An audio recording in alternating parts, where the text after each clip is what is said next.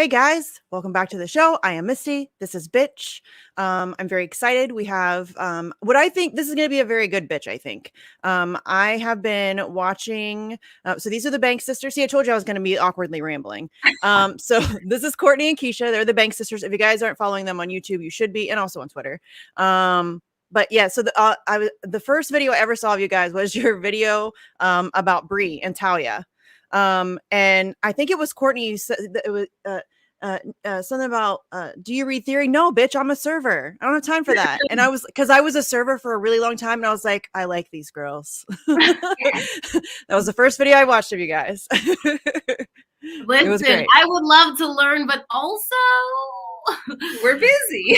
No, I know, and like I've read theory, like I have read theory, but it's just those people. It's just like, you know, the I don't know, arrogance of it, you know, it just bothers me. Like, you know, not everybody does have time to read theory, and that's okay. You can still lead by example, talk to people, have conversations. You don't have to like, oh well, you don't read the right books. That's so off-putting. I can't stand that. I know. Yeah. That's divisive. Like, what's the point of that? Yeah, it doesn't help anybody. Like, I get it.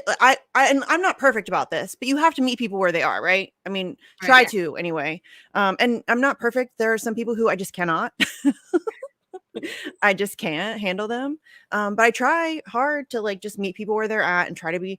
Oh, it's hard. I get it. Oh, right now is a really terrible time too, because it's a hot fucking mess. I mean, everything that could be going wrong seems to be going pretty bad. I would say simultaneously. I mean, what fuck? It's been really intense. Like, we're about to like start a war with Russia. That's, I don't know. Even like playing, like even if they're just playing, that's not funny. You know what I'm saying? No, it's ridiculous. No, it's crazy. Remember when people used to be like, before Trump was, I mean, I was very scared about Trump having, you know, the nuclear codes. I was like, that's probably a bad idea. And people were being concerned about that. And then they're just like, Joe Biden, he can't really make it through his sentence, but I'm sure it's fine. And he does have a bit of a rage issue too. Well, they all do, really. I think, I mean, even Obama, he was very cool under pressure, but I don't know. They're just different levels of psychopaths, honestly. Right. And like I keep telling people it's a different cover on the same book, really. They all serve the same agenda. They just have their own, you know, like Obama's really smooth. Trump is just really loud and a bully. And Biden's kind of a bully, but he's slightly less. I don't even know. I think he's worse than Trump sometimes.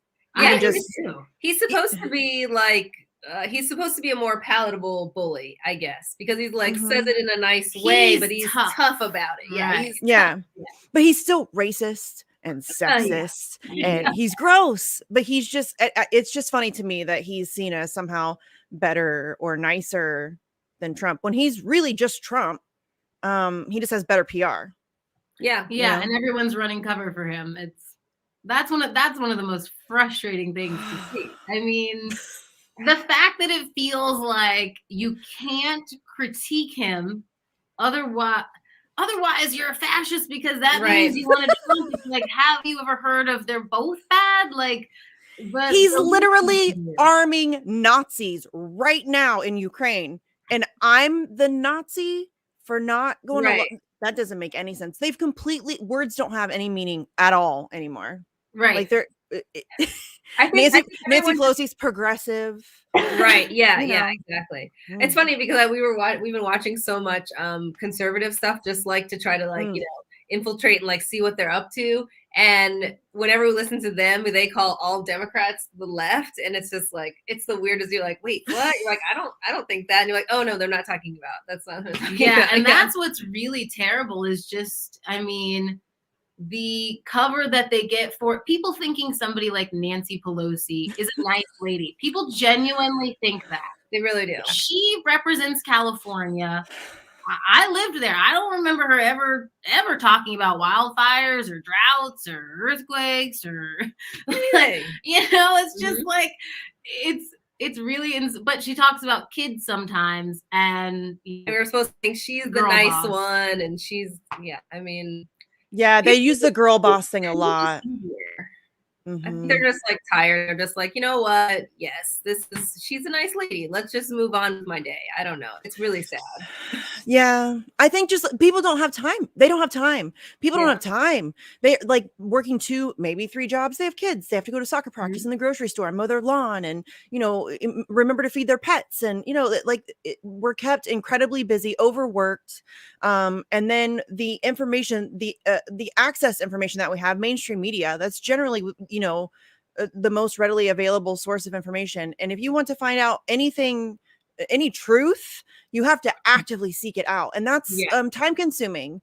And so people have no idea what's happening. They watch their 30 minutes of MSNBC or Fox News every day. And they think that they're, somewhat informed. And, they might do a little bit of looking into candidates, but they have like a very surface level understanding of what's actually going on. It's intentional, but it's crazy. It is crazy.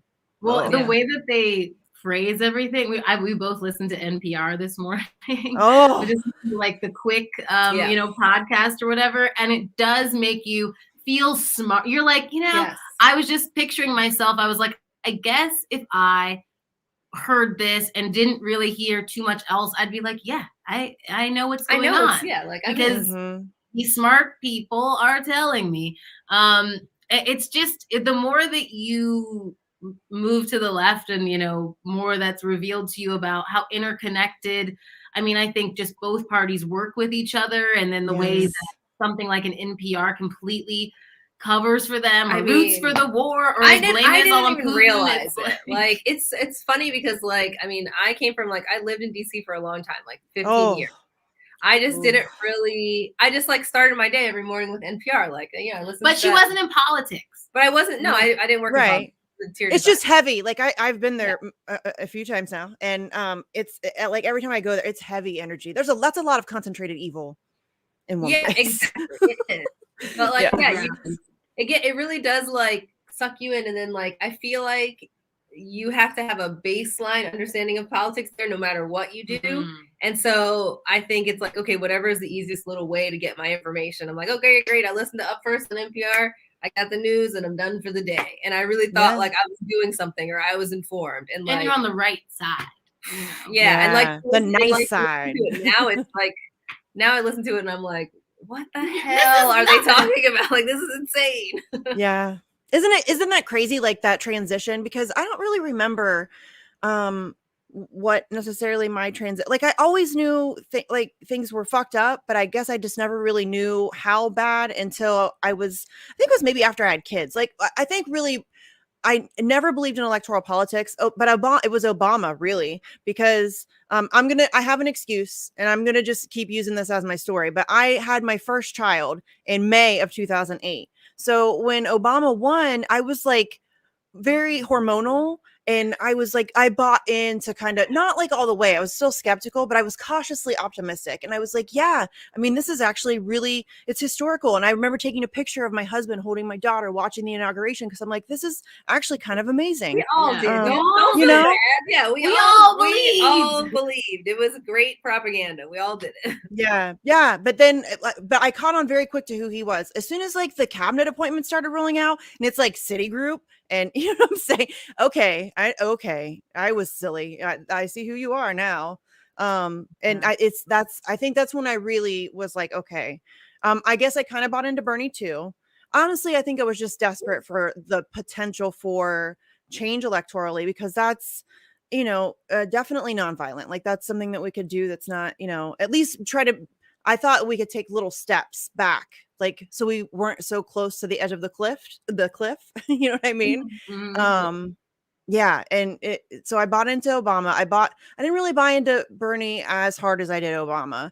I didn't think that they were going to let him win or anything, but I did think that his campaign was going to be galvanizing, and it was, but then he just sheep-herded all that shit right back to the Democratic Party. I know. I feel I was almost the reverse. I was more into Bernie than I was into Obama. Really? Yeah. But then, but what a more just gut-wrenching letdown too. All of this energy, all of this momentum, all of the, dude, he could have changed some shit. He could have at least railed against the process, or, the Democrats also didn't want to do the mail-in ballots at the beginning of the pandemic. They were no, right. We're gonna keep all of the primary dates the same way they are and give out confusing information. But we care about voting rights. Apparently, they closed a bunch of polling locations. There was like 100 was 100 no 10 I don't remember 100,000 people in Brooklyn where Bernie was born got kicked off the voter rolls just magically, just like in Bernie like areas.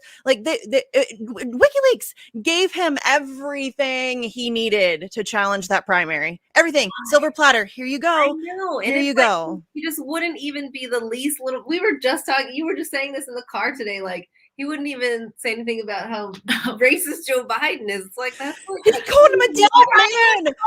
He's the most racist person ever. Oh my God.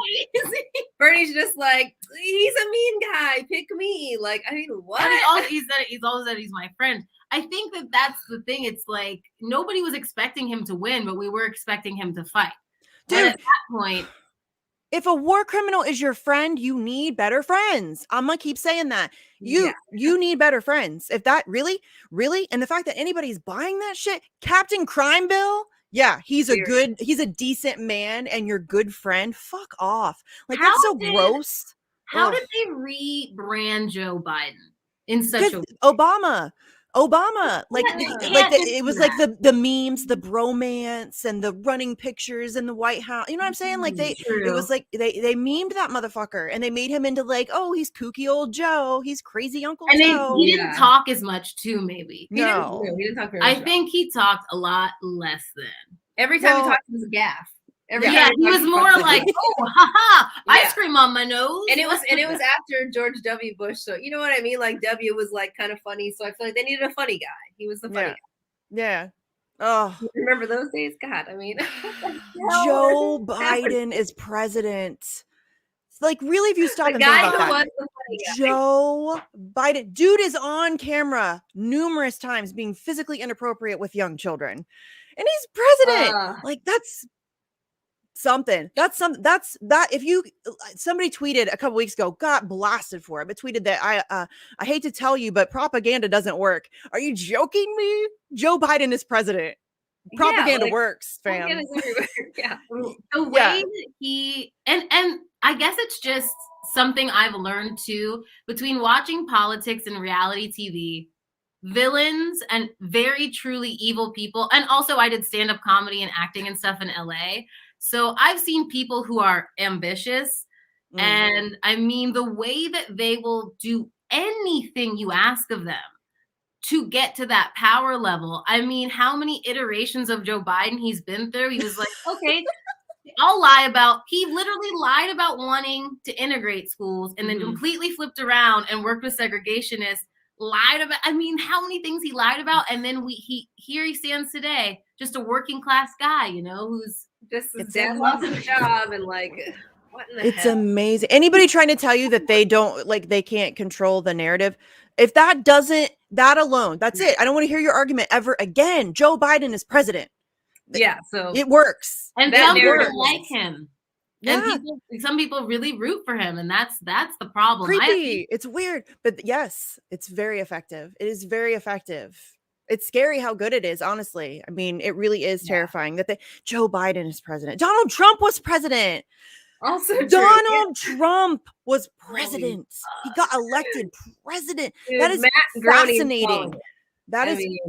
Guys, that's fascinating. Honestly, I want somebody to sit down and think about the psychology behind a country electing Donald Trump as president. Yeah, the Donald Trump I understand more because of his history and connections with WWE and that's a very neglected part of where we're from. Right, I mean, we grew up watching wrestling. We grew up watching wrestling. I love the Undertaker. Yeah. Listen.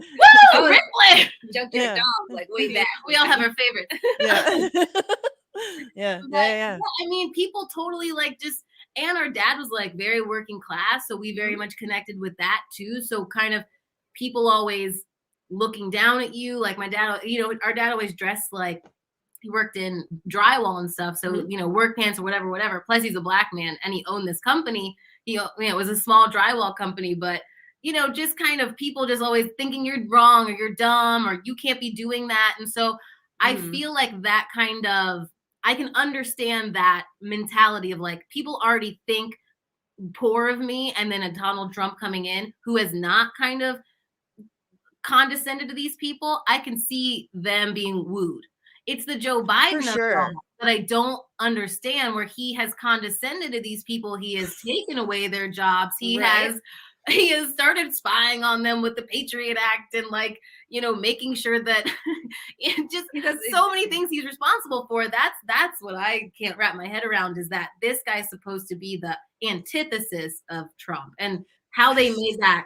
It's the marketing. It's only the marketing. I mean, it's a strong campaign. I mean, because they just completely changed his image all around. Or Trump was just, I guess, so strong of a brand that it was just. They rehabbed George W. Bush. George W. Bush is now like widely accepted and lauded, and you know, he gets to go on Ellen and dance and hand out candy at funerals, and he's all cute and he does paintings, and he's a fucking war criminal. He like just, it's cool that he runs around just chilling, you know, selling books and shit, going on tour, dogs, and they just had Dick Cheney, I mean, completely invited in. On January. Yes. That was wild. They were very. That was wild. They wanted to make sure everybody knew Dick Cheney was there too, which I thought was like, okay, well, yeah, that was very odd. They really made it very, you know. That guy shot his friend in the face. He's just like, he's done a lot. He just does whatever the fuck he wants. That's what's the most terrifying thing about that guy. Like, he's creepy too. Like he's really Trump's a loudmouth bully, but he's like, I'm not afraid of Trump. I mean, he's an asshole and he's a racist, and he's just mostly just dumb, and he has no ability, like he has no gift for subtlety, and he's just he really is just a loudmouth bully. It's the quiet ones. It's the Dick Cheneys, who you don't really hear much from, but they have an awful lot of power, and they're doing most of the decision making. You know what I'm saying? Like those people. Those people freak me out way more than a Donald Trump does. Yeah, exactly. People get like, so, you know, I mean, and Donald Trump was like such a news cycle all the time. And like, I mean, these people are like killing, they're so upset that Trump's not around, I feel like, because they're like losing views, you know, like what can they possibly talk about? We must talk about Trump all the time. Well, that's why they're trying to make Joe Rogan the villain now. Yes. I think that's the play. Our dad this morning talked about Joe Regan, as he said. He said, I don't know who this Joe Regan is, but that's some funny shit. So that means they're getting to them. And they seem to be, I mean, because our parents watch CNN nonstop. Oh, okay. If they are getting to them, they are hitting it that hard that my dad's asking me about it, I feel like they're trying to create a new villain. Because they need something, because that poll came out that only like 27% of Republicans want Trump to even run again. And then like 26% of Democrats want Biden to run again. It was almost exactly the same. So they need to find somebody new, They're talking about Hillary Clinton again. It cracks my shit up. Oh, it cracks my shit up. Honestly, that would make me very, very happy. Because to watch her lose for the third time, although she'd probably really cheat to win this time. I mean, I think she would figure it out this time. They would. I mean, if they would only put her in, they could like puppet her right through, you know? Yeah. Like, that would be incredible. I mean, the gall of that would be. What else are they going to do? They already steal the primary. So, I mean, but you're right. They do need an enemy. Before that, it was Marjorie Taylor Greene. They were trying to make Marjorie Taylor Greene a thing. Like, oh, she's so, you know, racist and loud and vile and whatever. And they do that. Like, it's you know, it's a rotating villain, and they all need one. They all have to have their scapegoat. It's a storyline. Honestly, it's a soap opera with psychopaths. Yeah. That's all it is. Like these are just people who they don't even write the legislation. Lobbyists do that. You know what I mean? Corporations write that shit, and then they're the face. They go in there and like write their or read their like written speech for, you know, Congress or whatever. They're not really making any decisions. You know what I mean? Like and they're owned. They're all owned. And so, they all need their little storylines. It's kind of like professional wrestling. It is. I was just going to say, I was like, I mean, wrestling is basically soap operas for men, you know, there's like the heel, like, you know, right now it's Joe Manchin and Kristen Sinema or whatever. And, you know, or there's Mitch McConnell. Like I tweeted something, maybe I think it's probably about Nancy Pelosi. And then somebody tweeted at me, okay, but can we talk about Mitch? No, we need to talk about Nancy Pelosi. She's going to run again. What? We need to talk about that. That's not only run again, but try to give her seat to her daughter. She's definitely going to try to do. She's going to do that. Mitch McConnell is trying to pick his successor, and Nancy Pelosi is trying to get her successor, and she wants it to be her daughter. And the fact that that doesn't make people's alarm bells go off. You bring up the fact of how much money she's made in the stock market, and people want to make excuses for her because she's a Democrat. Yeah. Like, how can you not be more mad at that? I mean, people are just, they're going to go, well, yeah, I mean, I guess she probably shouldn't be trading stocks, but like, no, like, fuck that. Like this, you know how much money she made? No, this is crazy. Yeah, no, and what I kind of want to see her run again though, because I want to watch the squad vote for her again, and people justify it because that's going to be funny. That's going to happen. That's going to happen. And I think, for sure. I mean, they'll support her, and the people will justify it and get mad at me for calling, and probably you too, for calling it out when they do that. And it's sad. People hanging on to the squad, still, they've done nothing. They have done nothing. Really it's unfortunate. I mean, yeah, I was just, Twitter world or whatever. Like, yeah, I mean, we're just talking about this the other day. Like, well, I mean, people are like, well, but what could they have possibly done, guys? It's like, well, you could have tried the one time. Lots of things. Done anything like AOC went in there saying she wanted to be one term. I'll do one term. No, I'm here to fight. And then it's like, okay, well. Yeah. I know that this is going to be a controversial thing to say, but was she, well, it's a question. Was she only a bartender for 6 months? Okay, so she's manufactured. This is my opinion. She's manufactured. Listen, she interned for Ted Kennedy. You don't get an internship with Ted Kennedy if you're just some bartender. She went to very good schools. She went, you know what I mean? Like she is very manufactured. She auditioned essentially for this role. I don't think that, I mean, she's like the Backstreet Boys of progressive politics. Completely manufactured. The Backstreet Boys perform. That's fair. Fair. That's fair, actually. Fair point. Yeah. Well, they do tweet, Eddie. They do tweet. You're right, Eddie. They've been tweeting recently about Medicare for all. Yeah. Since it's okay now. Back up. Okay, no, because there's an election coming up. They're running for re-election. So now they're going to start, they're going to do the we must tweets, and we absolutely should do this thing that, yes, we absolutely should do, but they're not fighting for that. They're running for re-election. And it's so obvious, the cycle, and that people still buy into it and still think that electoral politics is going to like do a damn thing for us. Electoral politics ain't it. It ain't it. I don't know how you guys feel about that. I don't think I've ever heard you. I mean, what do you guys think? Can we vote our way out of this? I don't think so. No. And especially not with people like Obama yelling at you and telling you that you have to vote. And like this is not. They're not doing themselves any favors. We're not. No, it's not the way. No. I guess it's just how many times do you have to see? It's like we did the thing. We did the thing. We got enough people in. I don't care if it's a small amount of leverage. We did the thing. I bought shirts and I went to comedy shows and donated money and like gave all of my little pennies and we did the thing. And I don't care. You should have changed yourself to not gone on recess. I don't care what it was, something. And so now it's like, there's no way through that. And I just don't understand how many times other people have to go through it. Like at least I get it with a boyfriend who's like kind of shitty. At least you're having sex with that boyfriend. Right. It's not even fucking us. You know what I'm saying? Well, I mean, they are just in a different way. Right.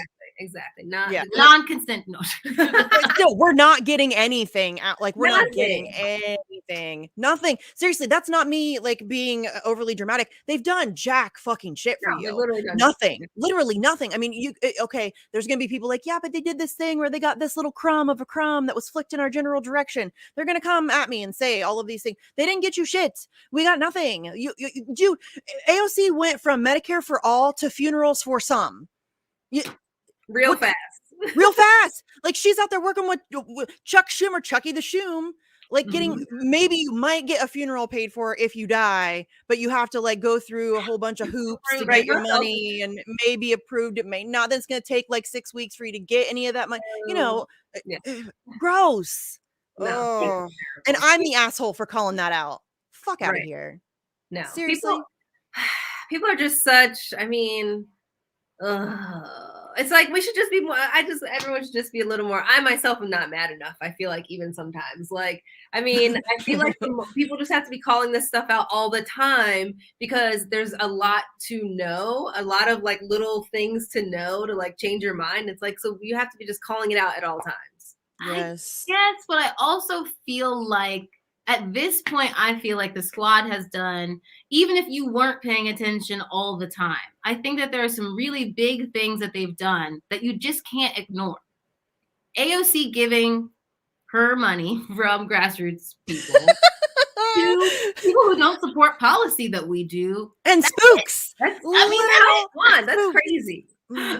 Like, where else can you go from there to, and I guess I only said the thing about the bartender thing because I'm just like, how come I haven't seen her curse yet? I'm just saying, that's all. I've worked in bars for a long time. Yeah. I think like she's maybe, I don't know, she's probably cursed. I don't know. I can't watch her very much, but yeah, it's bad. Like, it's just bad. And honestly, she's kind of an overactor.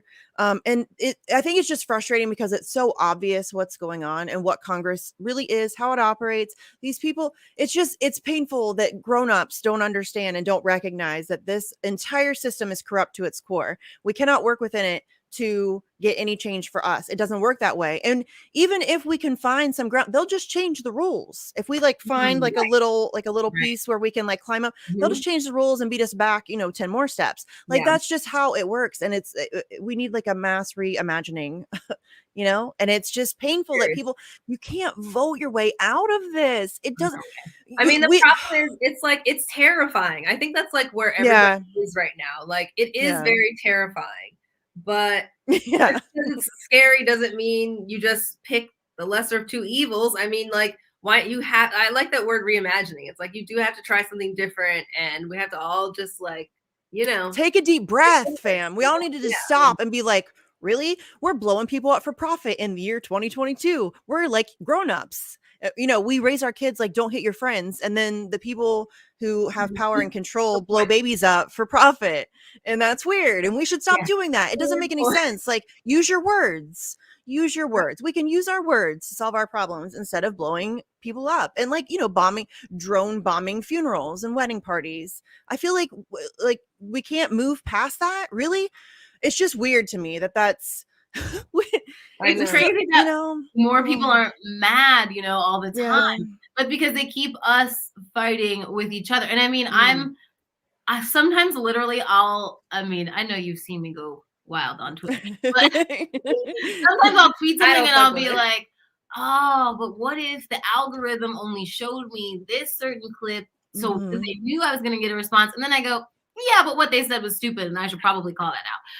So it's like a real back and forth there. But I think like, I don't necessarily like, there's certain people like I hate, like, and I think that those are the elite and those are, politicians, like, I would like to think that I could have some sort of a commonality with them, but I just feel like our conversation would be used as an anecdote, to get elected in a midterm. Like, that's not a real connection. Like, where have they been on lefty independent media?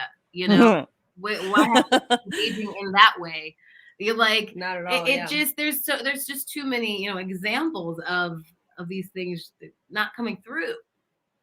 Yeah, because the system's not set up that way. They don't work for us. Even the people who don't take corporate money, which they do, because Nancy Pelosi donated to, for example, Ilhan Omar. And so her election campaign, you know what I mean? They can donate to each other, as AOC gave money to, corporate Democrats and Elisa Slotkin, who's former CIA.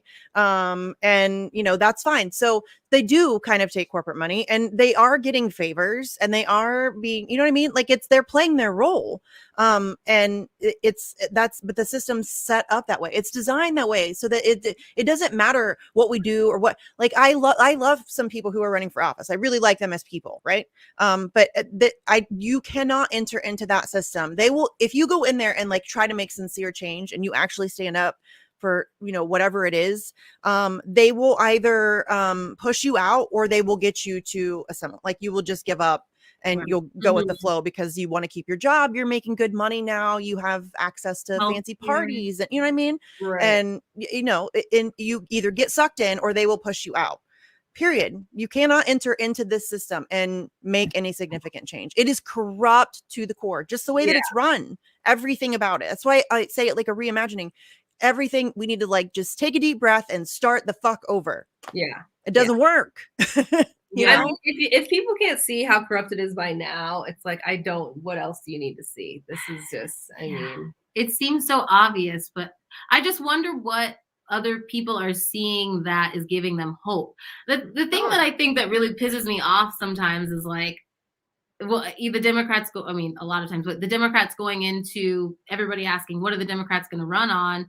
And they're like, oh, well, we passed the infrastructure bill and it's this, you know, historical number. And it's like, right. But I'm not going to be impressed by something that should have been invested in 20, 30, 40 years ago. So it should be a historical number. And then they're like, the coronavirus bills, these were some of the biggest bills ever. You put $5 trillion into the stock market and without asking anybody else. So a pandemic, maybe it should be a big bill. It's just, I feel like they're trying to like treat us like we're just so stupid. And it's like, I see what you do. I mean, they're not wrong though. We're not, like, people are just, and I it's not even that I don't think people, if they knew, would go along with this, but I don't know. I feel like Americans especially have allowed themselves to get beaten down to the point where this is just acceptable. This is, you know, this is just the way things are.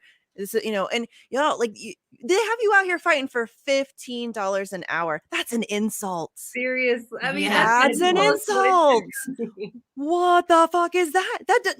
No, 15, no. Any like 30? We could start at 30, maybe. Like, I don't know, but maybe we start at 40 and then negotiate down because we can meet somewhere in the middle. But 15, that's insanity. That is, and people that like that's a thing that's just normal. Like everybody's like, oh. If you said 30, it would be as radical as saying like defund the police or something. I mean, it really, I think it would really upset a lot of people. Good. You know? And so for sure. I know people need to be upset. How people respond, they'd be like, what? We're not job creators. We can't be, we're like, whoa, yes, we create all the actual products and services and make the things run. Yeah, exactly. Just don't pay the CEO as much. You just need to redistribute the money. The same with defunding the police. It's the same concept. Redistribute. Can I ask you guys, do you guys feel like people are more, I feel like people are much more, is that a child? My mom's up there, so it's either a kid or a cat. I don't know, but my mom's up there, so there's a grown-up present. It's good. Oh, okay, good. But that did sound crazy. Hopefully, nothing's like our mom scoots around here every now and then. In the background. I'm pretty chill. Like if nobody screams, I'm like, okay, it's fine. You know what I mean? Anyway, continue. What was your question? What you guys think about people's level of, you know, information, because I do feel like more voters are getting, a lot of people have apps rather than watching traditional news. Like I feel like that is really, you know, shrinking that audience. And I would assume with more, you know, independent media, you would be, you know, more dissatisfied with that's why they're censoring us. Yeah, that's gotta be. That's why independent media. I mean, I don't know if you've like really noticed, and I don't know if it's affected your channel yet, but independent media has been under attack for a long time. They got a pretty good grip on it fairly early on. I mean, there was a time when it was kind of untouched, but now, I mean, it's ridiculous. And that's only getting worse. Like that's what we keep warning people that, I mean, they're seeking complete control over the narrative because then, you know, they don't have any opposition. And, you know, there's anti-protest laws all around the country, that what they're doing to Julian Assange, what they're doing to Daniel Hale, what they're doing to, I mean, it's, you know, it's this whole, dissent is under attack in all ways. And so I don't know, it's going to get worse. Like the censorship's going to get worse. People are losing their channels left and right, getting like Hardlands Media, who, when the censorship started getting really bad, they told their audience, we're going to self-censor. We're going to do some shit on the Rockfin where we aren't getting censored. So we'll have those conversations over there, but we'll still do like shit on YouTube, but we're going to like self-censor. And they still get dinged all the time, and they like actively self-censor. So it's crazy how intense I'm Some of this is on here. We talking about Assange and stuff. I remember. Well, none of my channels are monetized. I think if you don't monetize it, you stay off the radar for a little bit longer. So I mean, the Action for Assange channel is one of the most suppressed channels on YouTube. I think like our follower count doesn't move. Like it got to one spot and it doesn't, like we lose some, but it doesn't really. It's pretty intense, and that's like years. Because when you are on YouTube, it doesn't matter what you can watch the slightest thing and they will suggest conservative stuff, right-wing stuff, Jordan Peterson immediately, and because they want that constantly. They don't care about. I thought it was such a good place to share information, but yeah, I do. I mean, we're seeing a lot of value in obviously the other platforms. Yes. We need more alternative platforms. The more, the merrier. But really, we need to like try to get one that's like solid, like a YouTube. But I mean, not a monopoly necessarily, but like one that is, because YouTube's like fair. I think it's the best interface. Like it has like the most user friendly. They're pretty good. Like they've got that down. But I don't know, man. It's really hard. Because once there's a YouTube, they just buy out. If there's ever any competition, they just buy them out. And take it over. And there's been such this mass accumulation of power, and this, I mean, it really just runs so much deeper than even just this, but there's just been a mass accumulation of power. That's why like Bill Gates owning more than 50% of the farmland in this country. That's fucking nuts. That should not be a thing. That should not be a thing that happens. So terrifying. And BlackRock owns like all the property, like you know what I mean, like that should not be a thing. I mean, that like blew my mind when I was editing that BlackRock video. I was just like, this is insane and terrible. We're never getting out of this. Like, it's like such a downer. Like, when you know about things like that, that's when it's and I guess that's like that's the rub. It's like we need for like the left, people really respond to obviously like drama and shiny objects and all of that kind of stuff, but we need a way to make like the bigger things like a BlackRock that a shiny thing, because that is such a huge issue, know. And it's like, how do you get people to, because that should get everybody mad. A normal person trying to buy a house, I mean, aren't they pissed? Aren't like they just don't know. They just don't know. A couple of my friends who were looking for houses and like they have kids and stuff, and I was trying to explain it to them, and they're like, oh, that makes a lot of sense. Yeah, because like we just could not even get close to getting a house. So, I mean, and now it's changing, like even the way that they give out mortgages. Now banks are giving out full on cash to people, and then you just pay them back the cash. Like, I mean, it's just we're like due for a clusterfuck. I don't know. This is really bad. We've been kind of in a clusterfuck for a while now. Like it's kind of been a never-ending clusterfuck. It has changed forms. And there's been varying degrees of severity of the clusterfuck, but we've been in a clusterfuck for really some time now. I mean, really since 2008. I mean, if we're talking like just economically, but really since like 2008 for sure. That's never really let up. We are really screwed. Like it really. I mean, and people yell at me all the time for being like very doom and gloom, but it's the empire is failing. It's gonna suck real hard. It's gonna suck, and I think that we're past the point of no return at this point. We've overextended ourselves. It's not like we don't have historical precedent for this, right? This is what always happens to empires, and yet human beings are so smart. We decide we're just going to repeat that history every few hundred years or whatever. And it's like our brains are too small to like understand that we're fucking ourselves over. It's just like and it's the fall of an empire plus climate catastrophe, on top of that, and I think people not wanting to deal with what the reality of that is. Like the other day, our sump pump went out, and so we had to pee in a bucket. And I was just like, society's not ready for this to collapse. Like, no. A plumber had to be, because what we were really concerned about, what I was concerned about was that there wasn't going to be a sump pump replacement anywhere. Because of the supply chain. And there was literally only one more left that the guy happened to be able to get. But also this guy is a great at his job and a great plumber. And he was like willing to go and drive and get it and all this stuff. And I just think about like, what if firefighters just like, fuck this, I gotta go take care of my family, like, when people are just like, I can't show up to this thing because I have a real emergency over here, things are gonna start snowballing upon themselves. And like, I like to be prepared, so I mean, I just kind of think about these things from time to time. But the fact that the government doesn't even make these scenarios a possibility and get anybody ready for it, or take it into consideration and prepare, and maybe use the military for climate crisis instead of starting climate damage, and killing people. It's just like, do you see what I mean? We're dumb. We're dumb as fuck. Humans are dumb as fuck. Like, this is obvious. We should not blow people up for profit, and we should take care of the planet we live on. That's common fucking sense. And here we are blowing shit up and not taking care of the planet. And it's amazing. Like, seriously. And it's frustrating because to me, what humanity has evolved, like, oh God, we're getting to like all kinds of philosophical here, but like what we've been able to accomplish so far, we can't figure out how to just like get along and not kill each other, and just be like just sensible adults. No way. Look at the left. Look at the left. Don't even get me started. We had a great strategy for Force the Vote, written by DSA. Okay, right? DSA. That's common sense strategy. Common sense. Should be acceptable to the TYT crowd. And then, because Jimmy Dore becomes the face or whatever, then Sam Cedar and Shank, they can't handle it. So they've got to.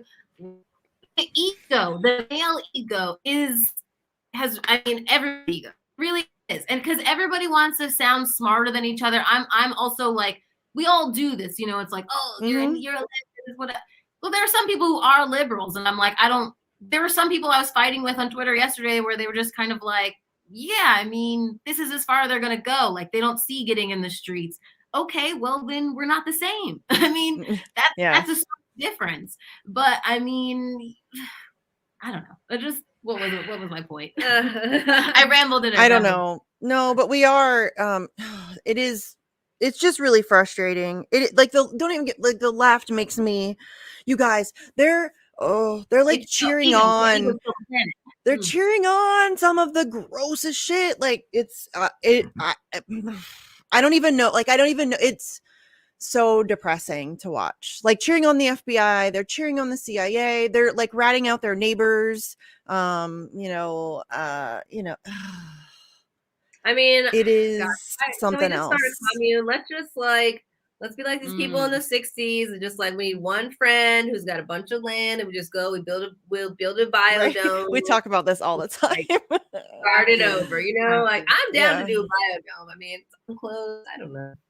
Yeah, it sounds crazy, but that may be like it's gonna get bad. I think it's really unfortunate. It's so stupid. It's just so stupid. It really is. I just don't understand.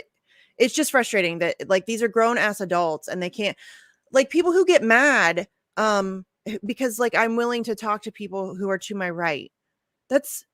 Are you a child? Like, do you expect to get anything done by isolating yourself into your tiny bubble and not being willing to speak to anybody else? That's just incredibly self-defeating. It's just dumb. They would rather sit in their safe space and be like smugly superior to everybody else than than getting something done. It's and also annoying. Do they not think that they can convince someone? I mean, I feel like the stuff that we're going for is like pretty common sense. Easy sell, I think. I think it's a pretty easy sell. Yeah. Well, they always say that like they're going, like, if you talk to them, then they're going to pull you to the right. Well, then you're just afraid that your values are weak, that you don't really believe in them. Because I have no problem talking to somebody I know who I am. Like, I'm cool to have a conversation with somebody. They're not going to change unless like if they have good ideas, or I'm also very open to hearing what people have to say. And hearing different viewpoints, but like I'm not going to change who I am like as a person, right? Yeah, it's just not going to change who I am.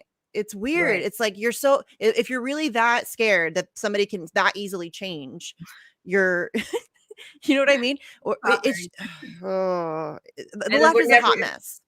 Yeah, and then I mean, Court was just telling me earlier today that a lot of people were just talking about like, was the pandemic like an excuse to make a bunch of conservatives or something, or like somebody said that on Twitter, like, was this a whole ploy to just like move me to be conservative?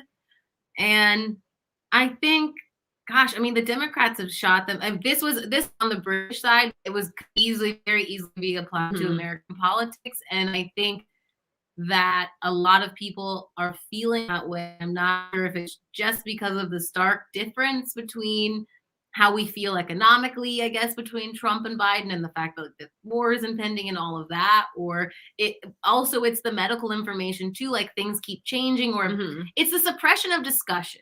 There are things that were offered up before, and then if you said them, you were a conspiracy theorist or you were a racist. Tons of them. Tons. Right. There's tons of those. And then, and so they're just alienating more and more people. And it's like, we cannot have this system where you're constantly alienating people if you're trying to bring more people onto your side. Right. But this is exactly the intention. And people are going to go, oh, yeah, like, who's she talking about? Like the big, scary, like deep state? Yeah. This is exactly how they maintain control, is this pits us against each other. And we're too busy fighting amongst ourselves that we're not, y'all, we cannot deal with the differences that we have until we deal with the system that's designed to kill us all. Like, we can have those conversations. Like, we need to have those conversations, but we can't, none of those conversations are going to make a word, like nothing, no difference at all. If we are in the system that we're in, it doesn't matter. Honestly, it just doesn't. That reminds me of when we talk of like, I feel like Black people want to talk about like what hairstyles they're wearing and like if Black girls are wearing their natural hair or not. And I'm like, I would like to have health care and for Black women to not die of childbirth. If we can get to that level, you can talk to me about my hair. Right, like I just would like to have we have a college degree. Yet if you look at the stats, most Black people with college degrees have less wealth than their parents. I mean, so let's deal with that. Serious issues, I mean, it just seems, I don't know if it has to do with social media or what, but it just seems like people are so easily like programmed out to just like be distracted and like see something shiny and just like, Well, those are like winnable. Those seem like winnable things. You can have an argument with somebody and you can like feel fulfilled at the end, like I got my point out or whatever. I mean, there's not such a way to feel like, okay, we did something, with politics, I guess so much. Like, and that's why I just wish like one of the squad or just somebody would just like do something dramatic. Like we were just watching the British Parliament and they were booing Boris Johnson. They were like, fuck you went out. You're a liar. Get out. What a scumbag that guy is. Oh, dude. Oh, yeah. The way they run their parliament is like way better. I mean, right? There's a lot of drama. Yeah, so much drama. I like it. That's the way it should be. Fuck this. You have civility politics. Fuck that shit. This is life and death shit. You know what I mean? Like this is, you should be getting angry and you should be defending your position. And there's especially the shit that they're going. Yo, if you're a progressive and you're in Congress and they're passing the shit that they're like the CARES Act, they're passing the CARES Act. And not only are you not arguing against it, but you're voting for it. Right. No, like there should be like a fight about that shit. That was that we don't even have full knowledge of the ramifications that are going to come from that bill. You know what I'm saying? But there's no. That was the opposite of what we wanted with the healthcare portion of it. Yeah, it was a corporate giveaway, dude. Yeah, they shoveled money, like they bulldozed money to rich people with that and fucked over everybody else.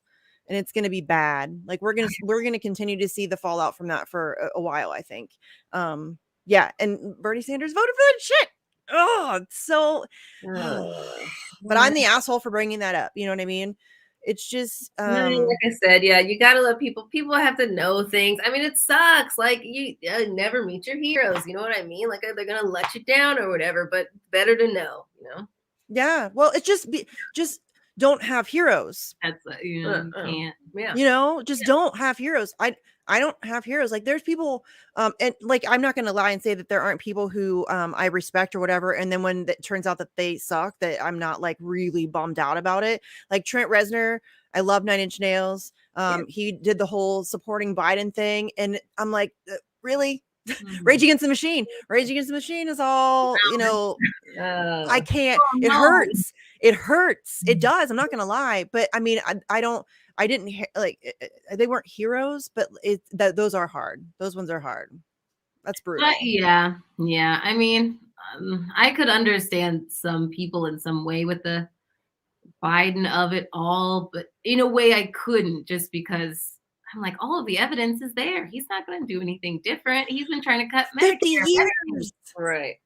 He has like 45 years or something of a career in politics before he was elected. You didn't know who he was going to be?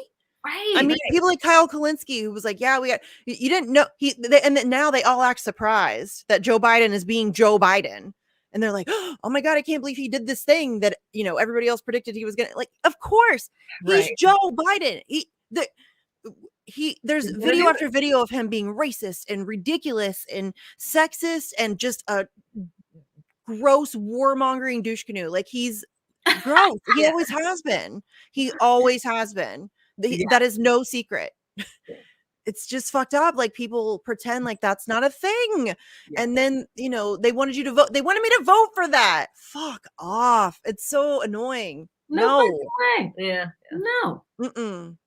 If that's okay with you, like, if you can justify that in your head to vote for that, you do you. I'm not ever voting for that shit. There were so many multiple issues. I mean, from the racism and then to a credible, sexual assault with Tara Reid, and the way that people went from how they talked about Dr. Christine Blasey Ford, and then talked about Tara. I was like, what the fuck is wrong with y'all? I don't want to be associated with you guys, like how you can just change your morals based on this guy or this guy. It was Alyssa Milano, yo. She sat outside the Brett Kavanaugh hearings with her little sign, her little protest sign, said "Believe all women," and she's crying, and it's all very hysterical. And then like she like campaigned for Joe Biden, and really, that's gross. You're gross. You're an inconsistent. That's gross. Be consistent. They're all represented by the same people. They're crazy. All going for the same goal, and they just are all completely fine with doing whatever it takes. Yeah. And how and then she was like on The View the other day or something. Yeah, she was just talking about some women's rights again. And I was like, what? She's such a feminist icon, you guys. She is such a feminist icon. Apparently, man. Oh, I mean, it was really cool to get to talk to Tara, because she just had like. Yeah, your guys' like your video with her was awesome. I love her. Like, I immediately, like, when we talked to her, I immediately loved her. She's great. Yeah, she had like such good information just about like the connections with like Time's Up and the DNC, and like, I mean, everything is just unfortunately way more nefarious than you thought it was, and it's just and also just like to connect with a person who, I mean, I went to college. I was in a sorority. I've had a lot of different sexual assaults, which is harassment or assault. And there was no mechanism for this before. And it was, it was just that's all that it was. And being able to see somebody like Tara, and like, she really exudes, like, to me, she exudes like a light. Like, I feel she's very kind, and to put herself in that situation, I mean, you're getting nothing but ridicule, but, putting yourself in danger, but all of these different things. And I just think any woman who has been, I mean, I've been blamed for a lot of people have made crazy shit about me just to protect themselves. So I know what people will say about others. And the fact that she would put herself in that situation, I'm just like, why else would she? She's a whistleblower. She's a whistleblower. Those are my people. That's so brave. I mean, wow. Yeah. Because she is. And if you like, every whistleblower I've ever like come across, they all have like very similar qualities. You know what I mean? Just like hella brave. I mean, come on. Imagine being Tara Reid, and Joe Biden's running for president, and you're gonna. You know what's coming. You know what's coming. Or Julian Assange knew after when he published Cablegate, he said they will go to the ends of the earth to take care of me. You know what I mean? Like they will do everything that they can. And he did it anyway. Publish that shit anyway. Like I don't think I have that kind of courage, you guys. I would like to think like I'd like to be all like bravado. Right. I'm like, yeah, I would I don't think I would. I don't know. I don't know. Like, when it really comes down to it, I mean, oof. But that honesty is so important because when we put it in context, it's like it's such a because everything gets like whittled down into like, we're talking about it on Twitter, we're talking about it on a podcast. Like this man's life has been completely taken from him, and like to just understand like for the truth. And I mean, it is to put yourself in that situation. And people will really hate you for exposing the truth. I found that more than anything out of growing up. I found if you're the truth teller, people will really resent you. Yes, they really do. They don't want to rock the boat. Things are going fine the way that they are. I don't understand what other people get out of it. They're usually not the people in power. They're usually your peers. Right, yeah. But they get pissed at you. That's what I can't understand it. Propaganda. Like especially in Julian Assange's case, like there's been a decade-long smear campaign against him. They have, dehumanized him to a point where people they are either ambivalent or they genuinely don't like him and they don't really know why. Like they can't really articulate why they don't like him. They just don't like him, or they're mad at him for something that's not true. He helped Trump, he helped Russia, whatever. Like there's a lot of that. And they're very good. And he's pissed off everybody. Like he's pissed off. He released information about George W. Bush and the Iraq War and Afghanistan and Guantanamo Bay and all of that stuff. He's released information about Democrats and Hillary Clinton and Barack Obama, and he's pissed off everybody.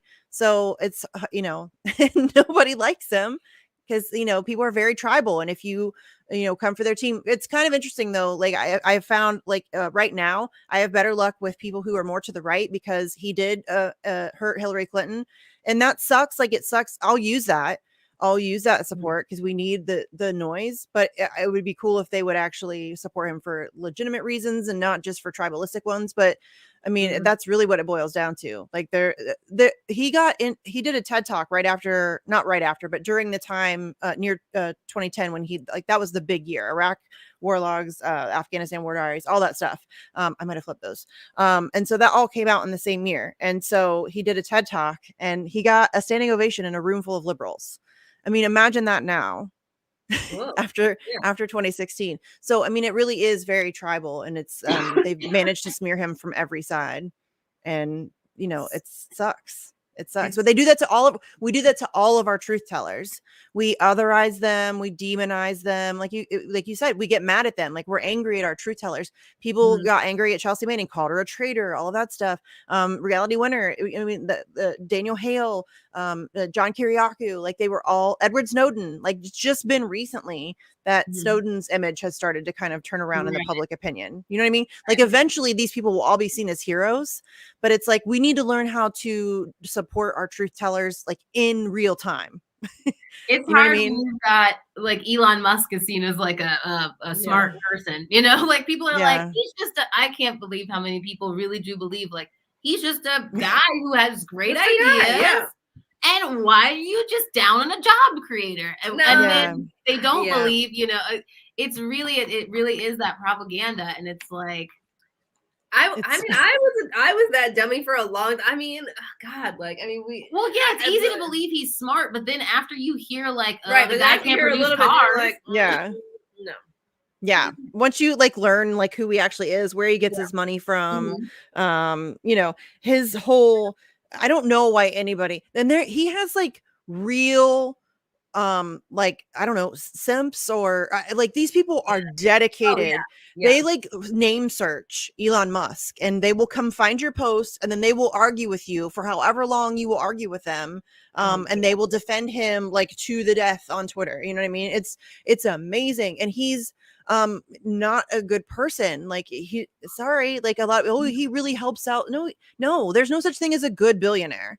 That just in order to become a billionaire, you have to exploit other people. Right.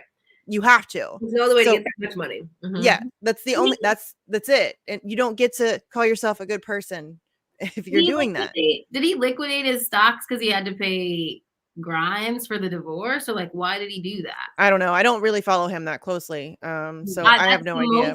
I know about it, but they're giving him so much credit for having to pay taxes this year. And I'm like, because it's the first time he's liquidated his stocks, which is how he pays himself.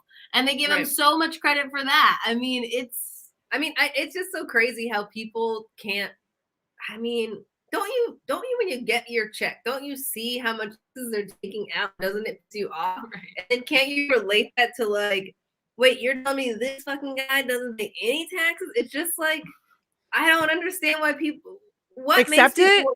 It's crazy. Why are we accepting this? Seriously, like, and they have us out here again begging for $15 an hour. Right. And these turds are like, they don't even work. They go hang out on their yachts and they come to like a board meeting every like 3 months or whatever. And that's all they do. They like do emails and phone calls maybe, and they might have to make some decisions, but they don't work that much harder than their average employee to where they're making gazillions of dollars while you beg for $15 an hour.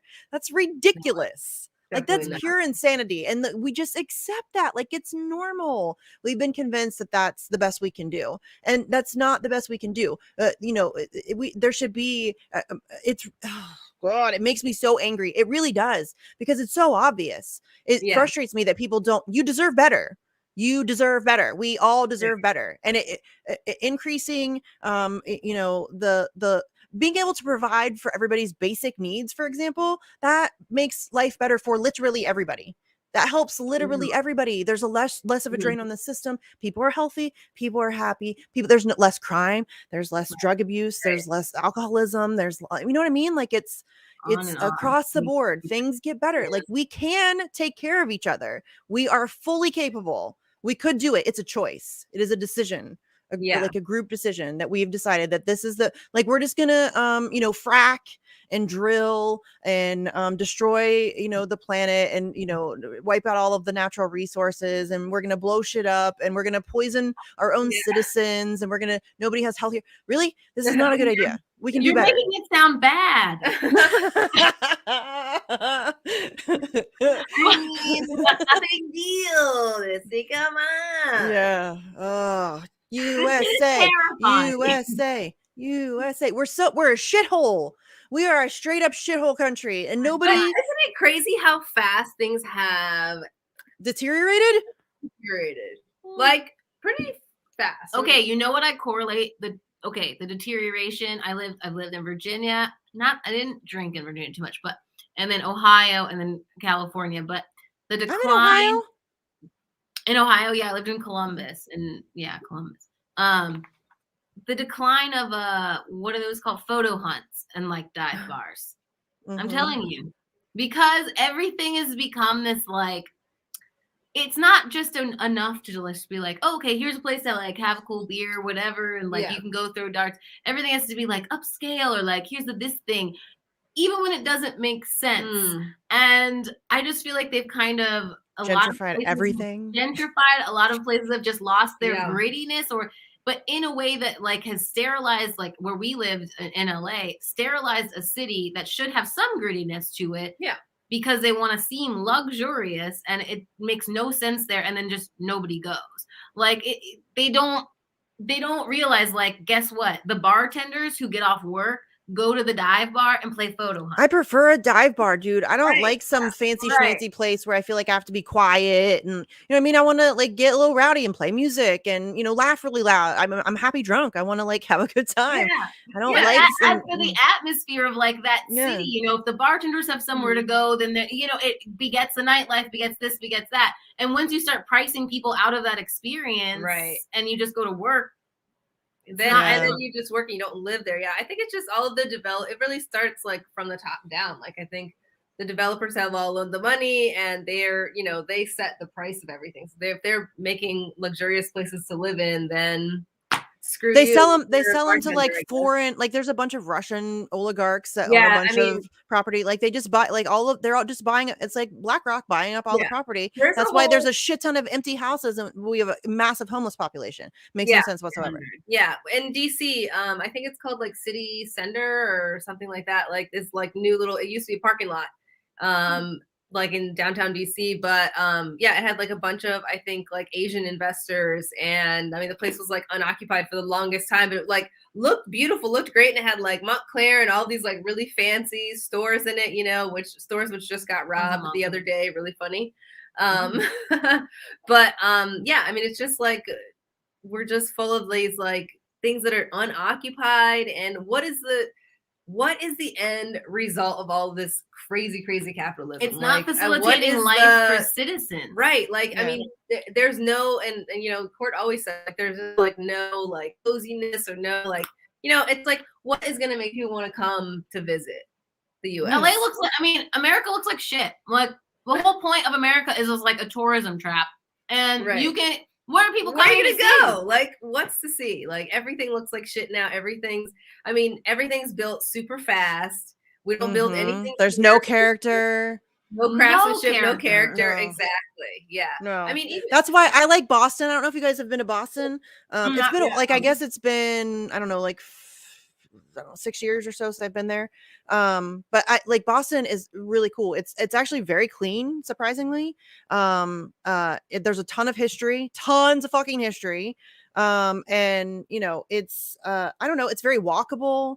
But yeah, I mean, apparently there's a lot of racism there though, which obviously I'm white as fuck. So that's what I heard. Yeah, I wasn't. Obviously I couldn't know that, but yeah. But like as far as like being clean and shit, it was surprisingly clean for a big city. Yeah, no, I've heard good things about Boston too, and the racism, of course. But yeah, I mean, you know, I just expect that anywhere because it could just hit you off the side. You don't know. You think it's a nice place, and somebody just surprises you, so you know you don't know. Always be ready. Always be ready. Always be ready for racism. ABR. Yeah. We'll make racism. Yeah, we'll make racism. Yeah, I don't know. Boston was. I'm a history nerd, and there's a shit ton there. It is, and because it's so walkable, and they have a really cool trolley. I don't know why we're talking about Boston. Here we go again. This show is weird. Sometimes we go off on weird tangents. I love it. Yeah, but yeah, they have like this really cool trolley system where there's like I think it's like 15 stops all throughout the city, and a trolley comes by like every 10 minutes, I think, and so you can just get on and off all day. It's dope as fuck. It's so fun. Yeah. I love seeing old cities like that too because. I mean, especially like because where we live, you know, it's Virginia, so you see a lot of old things like, you know, Williamsburg, and we went to Pittsburgh actually, and that was really a lot of like what you're describing, like very walkable and like very clean in the city area and all that, and like, I mean, the shit is cool to see the old city. I mean, it would be it would. It's just like it's interesting to. I feel like we're in such a time of like, you know, just before the fall of an empire, I guess. So it's like. Yeah, so it's like, well, you better go see it now. But also, I mean, it's so crazy because we can look back and see how amazing things used to be and like how great things were built and like all these great things. And then we can, I mean, if you don't have your blinders on, I guess you can look forward and see like, this is like the Dominion homes or whatever, like the neighborhoods that all look the same and it's like really cheaply made. They just throw them up there real fast. That's like. It's weird. Yeah. We're not getting gargoyles carved in the side of stuff. No, but just build some decent houses that are gonna last. Yeah. That are, and maybe don't tear down every single tree to build the house. Yeah. We shouldn't have to build any more houses. That's what I'm saying. We have like a shit ton of houses that are just empty, tons of them. And we don't need any more houses. We need to like fill the houses that we have. And then I think we need to start like seriously, there needs to be like a concentrated effort on like actually building stuff to last. Yeah. Not just houses, but everything. Like we're so like this planned obsolescence and like the whole you know, it's wasteful, it's weird, it's, you know what I mean? It's just greedy shit. And it's just for the thought of every single year we're gonna be able to sell more than before. That doesn't make sense. I mean, are the sump pump that went out that we had in our house has not been replaced since we lived here, so like 40 years. Yeah. They don't make anything that's gonna last 40 years now. Yeah, the guy said he was like, you might get 3 years out of it. We're like, oh, okay, no way. And that's so wasteful. And it's just it's such a pain on your heart when you're like, so every single thing, even if you try to be responsible, like we're screwed. I mean, but it's also we're in such a rock and a hard place. It's like it's not our fault because I mean, this planned obsolescence stuff has been happening since like the early 1900s or something. Like, I was listening to this thing about light bulbs, and they were talking about how the original light bulbs would run for 2,500 hours. What? And then all of the light bulb companies in different countries got together and they said, we got to sell more light bulbs, so let's cut it down. So they spent more time trying to figure out how to make them less efficient. Yeah. Like, we are just so my screwed. God. Like, if that's capitalism, baby. Breeds innovation. That's the kind of innovation it breeds. How can we make more money? How can we screw over people? How can we make more shit? Sell more shit. We have to get out of this capitalism thing. I mean, what is, like, how can we get out? How do we get out of this trap? Again, we need, like, Caitlin Johnstone says it best, because she, I mean, I like I said earlier, we need a reimagining, but first we need, like, an awakening. Like, we need a mass awakening of people to, like, because it doesn't make any sense the way that we're doing things. It just does not. It makes, like you said, like, we spend, like, time, money, and research trying to figure out how to make things less effective so that we can sell more of them and waste, you know what I mean? Like, it's just silly. It's just so dumb. Yeah.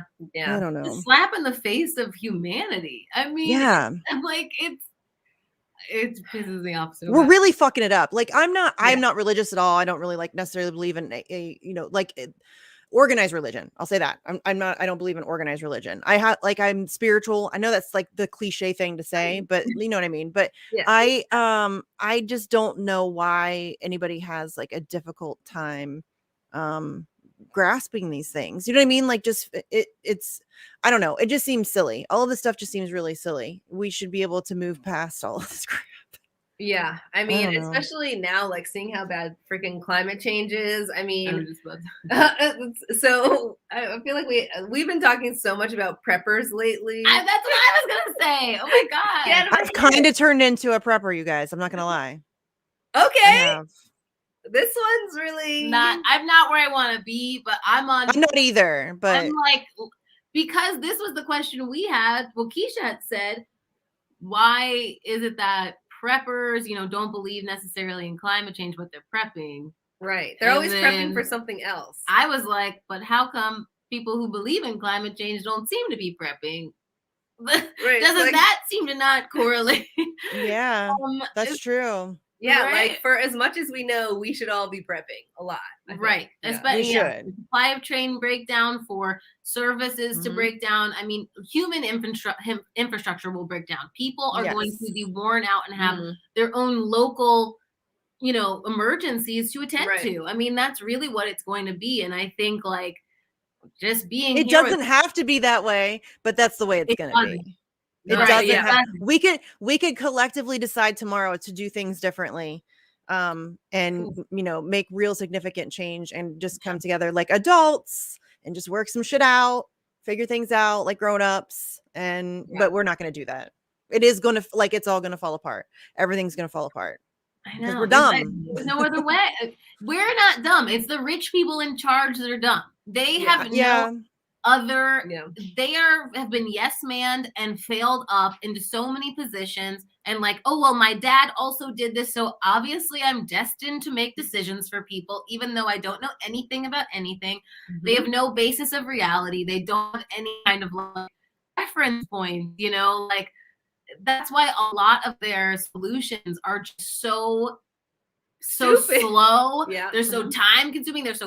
They're usually just trying to funnel money to their friends. Usually, I mean, you can't beat that system, you know. And that's why a part of me is like, you know, it's got to all just fall down. Then, I mean, and I want our people to be. I just feel like the right. It prepares their people, even though they're trying to make money because they own all the little kits that they're selling. They at least are trying to tell them about what's really going to happen. Like, I don't know. And they take care of each other too. They don't like look down their noses at other people because you don't read the right books or you don't have the right opinion on one issue or whatever. Like, that's what I'm saying. It's very frustrating too on the quote unquote left, which I'm really over the left right paradigm. But you know, I guess technically speaking, I'm on the left as far as thinking, if you're looking at things that way. But it's you know, that we isolate ourselves, we fight with each other, we aren't willing to have conversations with other people, and it's, I don't know, like, we're losing a lot of people. There's a lot of people who are on, like, right center who because there's a lot, like, I love it. People think that if you're willing to talk to somebody on your right, then you support Nazis. And there's like a lot of people in between Bernie Sanders and literal Nazis. Like there's a lot of people in that like area. And a lot of those people actually agree with us on a lot of things. If you come at them issue by issue and you talk about things like healthcare, they may not agree with how we get there, but they agree with the basic principles. Everybody just wants to be able to take care of their families, eat, have a house, have opportunities. Like everybody wants basically the same thing. So if you go at people and you take away the labeling and the rhetoric and all of this, the divisions of sides and teams, blue versus red or whatever, they agree with us on a lot of stuff. And they're just victims of propaganda, different propaganda, but they're victims of different propaganda. And we're losing those people, some of them, to the far right. Yeah. 100%. We don't have to, we don't have to do that. We don't have to do that. We don't have to turn those people away. I mean, I could say something controversial. Like, I mean, maybe it isn't. Just that I dated a guy who was in the military, and the reason we connected is because we were both very into Bernie's policies and both would stand up and stuff like that. And we broke up and then talked, maybe like last year or something after a few years of not talking. And he was like, I did vote for Trump because I couldn't vote for Hillary Clinton because he had been sent to war and all these things. And, and he was like, well, if Trump was even pretending to be anti-war, that was something I could get behind. And so I think it's like to me, when you have to live with people and operate with people who actually, vote for Trump or whatever. I mean, when you talk to them face to face, they don't curse you out. They don't call you the N-word right away. It's like, that's not the way that life is. And I feel like they try to make it this like, oh, well, if these people are, I think we all want the same things. And it's just like the hope in Obama. It's the hope. Like they have the same hopes too. They've been fucked over too in different ways, but they have been fucked. And not, I mean, I don't want it to get into like a pissing contest, but I mean, poor white people, I mean, they have grievances. They have legitimate grievances. They have just been told to be angry at the wrong things and the wrong people. You know what I mean? Like that's all. And that there are people who, and I'm not saying that we're going to win them all over or that, it's going to be easy or that some of them are casually racist, and that's unfortunate, and I'll call it out every time I see it, but that's just a reality of life. Like you're going to come across those people. And I love it when there's a strike, you know what I mean? Like there's like this trucker strike in Canada or whatever, and leftists are like, yeah, we got to support the strike. Don't cross the picket line. Don't be a scab, whatever. And I'm like, okay, but do you also support the Trump voters who are striking? Because I guarantee you there's some people in that strike who voted for Trump. So do you support them too? Or do you just support the people who, you know what I mean? Like they don't think past the surface. They're just like Trump bad. And like they're Trump voters. My kids' best friends' parents voted for Trump. They're not terrible people. I'm in Ohio. NAFTA.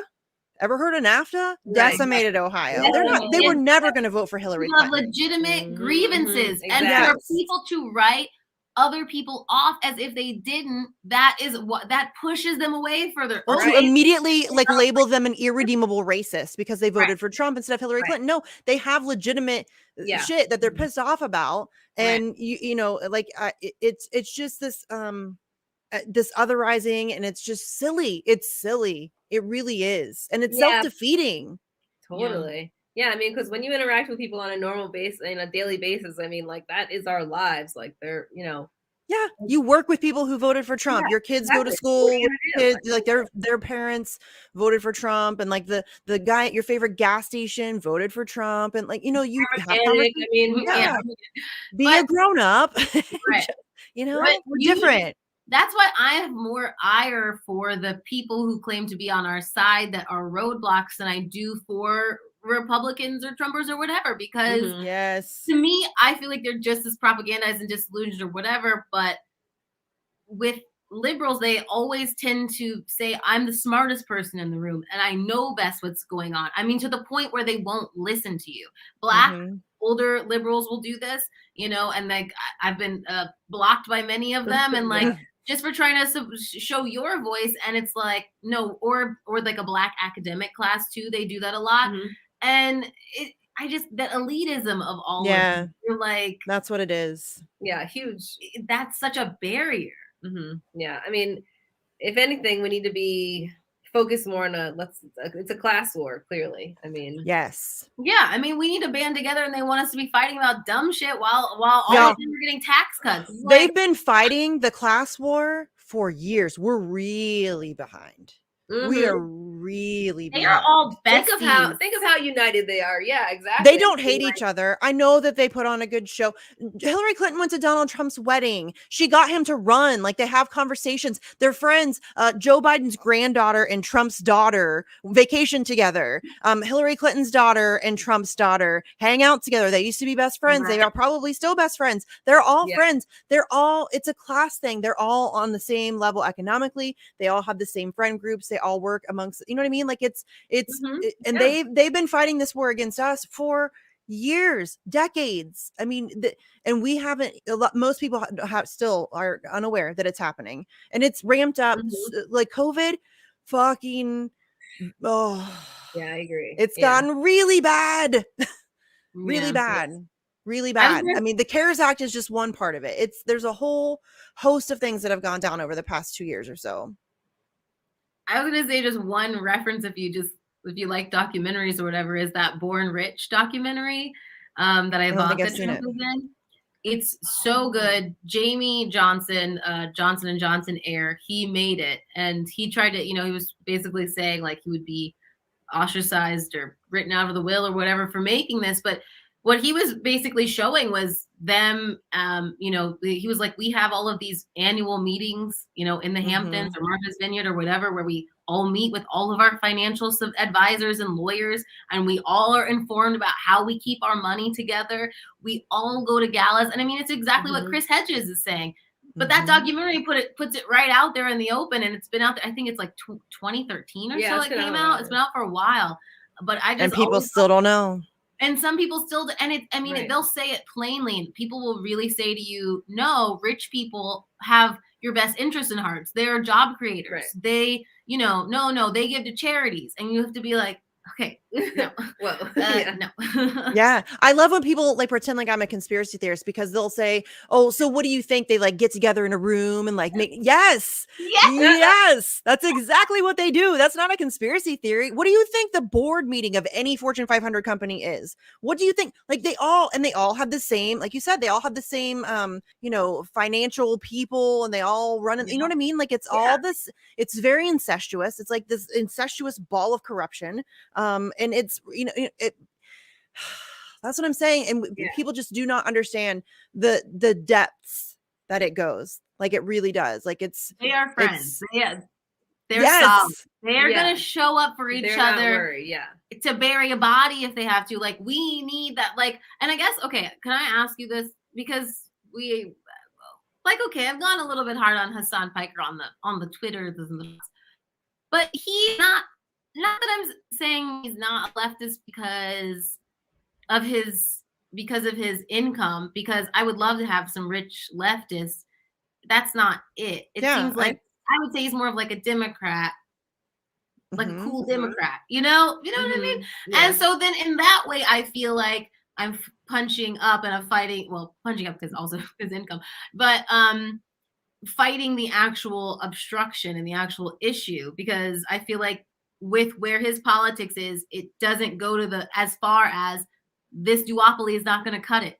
The voting is not going to cut it. Like, not just mutual aid is going to cut it. The mutual aid is the safety net in which we should have and need for when we have a general strike, when we do use our power together as a working class.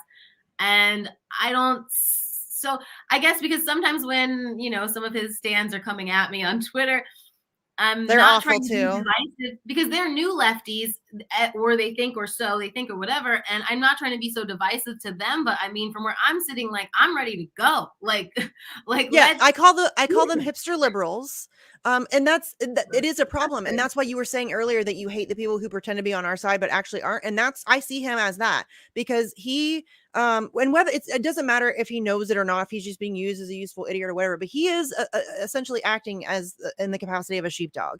He is taking energy from what should be like a legitimate movement towards something else, and he's funneling it back into the system, and he does it on a regular basis. And not only that, he punches down all the time. He shits on activists all the time. He is shitting on people who are trying to get in the streets and actually do stuff. He shits on mutual aid. What the fuck is wrong with you, dude? Yeah, we should have a system in which people are provided for, but that's not the system we have now. So I'm not going to let people, we need to support mutual aid. We need to support each other, because nobody else is going to do it for us. We have to have each other.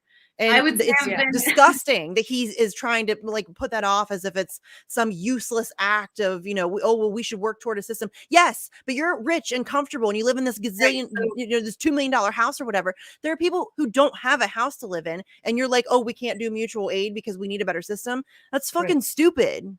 Shame on you. No sense of were corrected by some of his stands that he does teach them about mutual aid, is what they said, and that he helped some of them find mutual aid. And I was like, that's fine, but it's the shitting on the activists. Somebody was like, I don't understand why you would need to make a tweet like this. What's the point of this? And Hassan has his own channel. He doesn't need to do anything extra to help people. And I was like, I think you're missing the point where he unprovoked went out of his way to write a tweet about the General Strike Summit or whatever, and like, and he does it all the time. He shit on Savage Joy or whatever. He shit on me before, and he likened all Assange activists to fascists. Right. It's like he does this on a regular basis. That's what I'm saying. These people that play like the middle, they're not your friends. They're not your friends. They are not your friends. They have no sense of urgency. They don't care. They know the rhetoric that they need to keep you like, donating to their Patreon. Yeah. So they use the words, but they don't like ever actually do anything to help us get to where we need to be. And those people, to me, are the most dangerous. Like, it's not like the people I disagree with on a whole host of it. It's the people who fake it. You know what I mean? I got no time for that.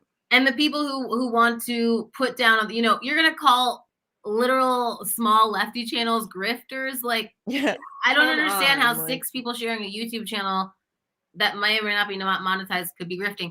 But I mean, because you have to also think like in an instant he could organize, some sort of fundraising thing, or at least platform some of these people, or at the very least he could say, hey, check this thing out. Here's the thing. I'm not going to organize, so I'm not going to shit on somebody else who wants to organize. Certainly, I'll show up 100%.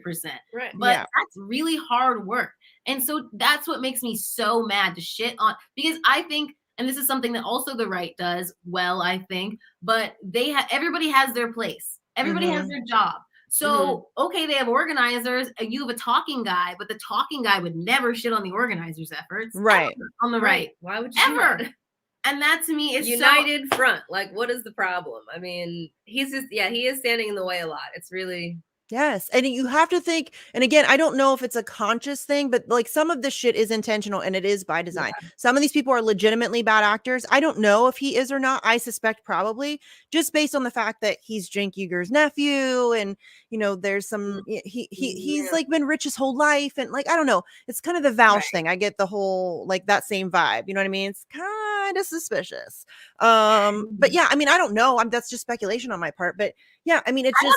I don't think we should trust any of these guys. Like, no. Vouch, like, about this Vouch. No. Ooh, I mean, dude, he's gross. I'm sorry. He creeps me out. I haven't even watched it. Yeah, we're supposed to do a leftist first impression, so don't listen. Okay. Oh, no, sorry. No. Okay. Sorry. No. Go ahead and talk about him. No. Do tell. It's really shocking the people who people listen to on the left, and I'm always like, what are your credentials? What minimum wage job have you had? Do you? Vouch also sounds completely every word he's a rich kid, racist. Like it drips of racism when he talks, and condescension. I don't know. Condescension. Holy shit. People like being talked down to like that. I guess. he assumes his audience is dumb. I just don't know. Like, it's abuse. I don't know. I think that they think that they're on the same level. And so it's like they enjoy his condescension because they feel that condescension toward other people too. Like they want to feel like they're the smart kid in the room too. Like it's, you know, so I think there's probably a lot of that too. But yeah, he's a vile creature. I mean, really, the child pedophilia stuff that he's made flippant comments about, and it could all be like, this could all just be his shtick. But yeah, he's bad news. He is not a trustworthy person. He's not somebody I would ever organize with. I distrust my gut on a lot of stuff, and in organizing, I don't trust anybody, honestly. I mean, well, that's not fair. There's a few people that I trust pretty explicitly in my organizing space. And they're good friends of mine, and I would be devastated if they ever fucked me over. But I mean, it's organizing. There's a lot of that. And yeah, so I don't trust any of these people, and I always just trust my gut. And my gut tells me neither of those two people are honest actors. Mm-hmm. They're not honest. They're out for themselves. They're like, it's a brand thing, and it's they're not. That's not an honest actor in my opinion. Isn't it interesting how many more eyeballs they get than anybody else? And what they're doing is dog shit. I'm sorry, it's dog shit. Yes. Our videos are cool as fuck. Our videos are fucking awesome. We put a lot of effort into them. And dude, they just react to other people's work. Like they just sit there and then like they just like rag on people or whatever. Like it's TMZ. You know what I mean? It's very like gossipy, and they're always constantly like shitting on other people and like watching other people's content and then being like, it's silly. It is silly. It also, the problem with it is also that like I get that it's the thing with Hassan, I think, is it's a cool hang. Like I think people need to hang out. Yeah. Because most people, I think, need friends. Like, so he's on all the time. He's got a lot of content. And what he does put out, he does know about theory and things like that. But obviously, he's not ready to take action. And my biggest issue with him is that all of his charity work, all his mutual aid work, whatever, it just seems to be very narcissistically ego-focused. Like, when you hear his stands, like, stick up for him, they'll be like, he did this. And I'm like, that's fine. Nobody's saying that that's bad, but don't shit on other. Why is it that when it's not centered around him, suddenly this is a grift or it's not good, or doesn't that seem like weird? A question? That's a question mark. I mean, come on, that's a red flag. I mean, especially if you're a guy who like is making as much as he is making, and and then you're calling other people grifters. What are you getting out of that? Like, why are you doing that? It's like, especially like what way smaller channels you're calling them really? I mean, what is it about what you're doing that doesn't qualify you as a grifter? The whole word grifter pisses me off, because here's the thing: creating content, it's time consuming, and it's like I don't know. I feel like people should be compensated for their time and their efforts. You know what I mean? Yeah. I've never monetized my channels. I've never done any of that stuff, but like people who do should not be looked at as grifters. I think that there are legitimate grifters. There are those people, right? But those people are pretty easy to spot, and those people are always the ones projecting, and they're always the ones who are, you know what I mean? Like him calling other people grifter is just, I mean, like the fact that you would even go out of your way to do that, I wouldn't. I mean, it really, that is an extra step, and it also proves that he does know who those smaller channels are. Yeah, why punch down? What bothers me. Punching down should never be accepted. You know what I mean? No. Like, that's not cool. That's a funny joke. I had to take a picture. That's not cool. No, I hate it. And but I do think it provides like a lot of cover for people to feel like I'm progressive. Like, yes, I think that's so what you were saying before about like this is taking basically, I mean, people only have a finite amount of time and energy. And so when you're watching something, you're only going to get to watch so many things in a night before you got to go to bed or go to work or do whatever you got to do. So, I mean, it's definitely like sucking the energy out of the room to be spending your time watching something that you think is progressive or you think is educating you, but is not. I mean, it's a smart play for whoever's genius idea this is, but it's not helping anybody, No, well, I mean, that's the whole point for a lot of it. I mean, that's the whole point. I mean, some of these people I think get into it, like Kyle Kalinske, for example. I don't think he got into it meaning to be like kind of a I mean, I don't really necessarily, I don't know, grifter, maybe, I don't know. He definitely started out one way and then definitely made changes in order to get access and you know, to advance himself, which is fine. I mean, I guess, but just be, I don't know, it that kind of shit just bothers me, because then there's, especially if it's somebody who's gonna then turn around and call other people grifters. Right. You know, it's fine. I don't know. That's kind of why I hate independent media. Like, I love independent media, obviously. But it's depressing, because what I've been seeing happening is that even though we're independent media, once you get to a certain point and it becomes like your source of income, there's a wide that's a really widespread problem where there's a lot of self-censoring that starts to happen, because you want to appeal to the broadest base of people, because now you want to get more subscribers and more Patreons and all of that stuff. And so there's, I mean, we've seen many channels go down that road. Many people who who did some good work and could have continued to do good work, and chose, I mean, Ryan Grimm is a great example. Like, Ryan Grimm, he's done some great investigative journalism. He's still really boring, but he could be a great like investigative print journalist. And he has made a choice to seek access and to, you know, and it's unfortunate. Like, it's really sad that that's with him hosting on the Hill, or what, or other things. Oh, and the Intercept, working for the Intercept. Okay. Yeah, that's not good. That's not good. Working for Pierre Omidyar, and having the affiliations with, yeah, I mean, that's just not good. And, you know, the fact that they've blown multiple sources, you know, Reality Winner went to jail, Terry Albury went to jail. Yeah, it's not good. Like, it's not. The Intercept should be a huge red flag to anybody and everybody. And if you are a whistleblower, I say this all the time, I'm going to say it again, because you guys know I'll take every opportunity to say it. If you are a potential whistleblower, you please stay the entire fuck away from the Intercept.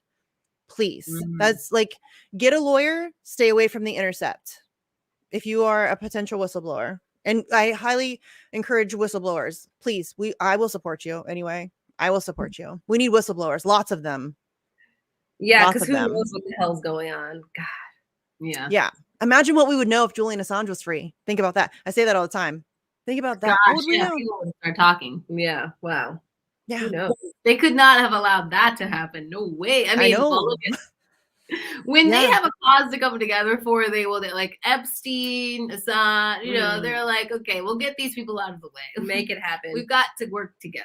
Meanwhile, Joe Manchin and Kristen Sinema can't do a thing about them. Figure out how to move them. How to crack that nut. Crazy. I love it when people are like, the squad have no power, but Joe Manchin can single-handedly like put the brakes on everything. I mean, God. And people buy that shit, that the squad, they don't have any power. Really? There's what, 5, 6 of them, but Joe Manchin can like more, there's like maybe 7 or I don't know. It depends on your definition of who. I mean, I always see it as like the 4, Rashida Tlaib, Ilhan Omar, Ayanna Pressley, and AOC. Those are the 4 that I always, but then people will try to say like Ro Khanna. Fuck Ro Khanna. Oh my God. Yeah, but it's hard for Ayanna, always like Ayanna Pressley. I don't know. Ro Khanna, another one. I mean, all of the people that we have that are progressives, and it just feels like such a dupe. Like, I did get excited about them as well, because once Bernie's run was done, it was like, okay, where does this energy go? And I was like, surely they have a plan. Right. No, there's no plan. I mean, these people are careerists. And I mean, like, and we should really curse them out. We should really not. How respectful we are to these people. Like, okay, so at the March for Medicare for All, we were there, and I took a picture of Cori Bush, because I was like, oh, Cori Bush is right there. And I was like, oh, there she is. So I took a picture. I was like, Cori Bush is here. And there are lots of different responses on the thread. And she was there to like basically say like, we don't support this effort. She wasn't there to speak. She wasn't there to take any questions. She wasn't there to, you know, she didn't tweet about it before it happened. It was like, we don't support you. Like, I saw her, and she had just given an interview where she had said that the squad doesn't vote as a block. Oh, right. And I said, I was like, Keisha was like, do you think we should try to go over there? And I was like, honestly, my friend Kobe did try to interview her. Yes, yes, I remember. Yes, we were right there. Yeah, we were there. Yeah, it was like Kobe and us, and then he sat next to us at the thing, and he called her out actually when she tried to walk away, as if she was kind of in support, and he was like, "That's not what happened." Yeah, he was like, "No." Like, and she had a handler. Yeah. Well, did you see when Max Blumenthal tried to interview her, and then he he didn't even ask like a hard question or he wasn't rude. He just asked a question, and her handler so fast was like, I don't even remember what the question was about. It might have been about Medicare for all, but like just immediately was like, nope, we're done. We're all done. Really? I think so. At the eviction thing, and then it was trying to ask. Shout out to Franco and Colin for calling them out and for demanding answers because that's what needs to happen. What Kobe did, that's what needs to happen. What Franco did.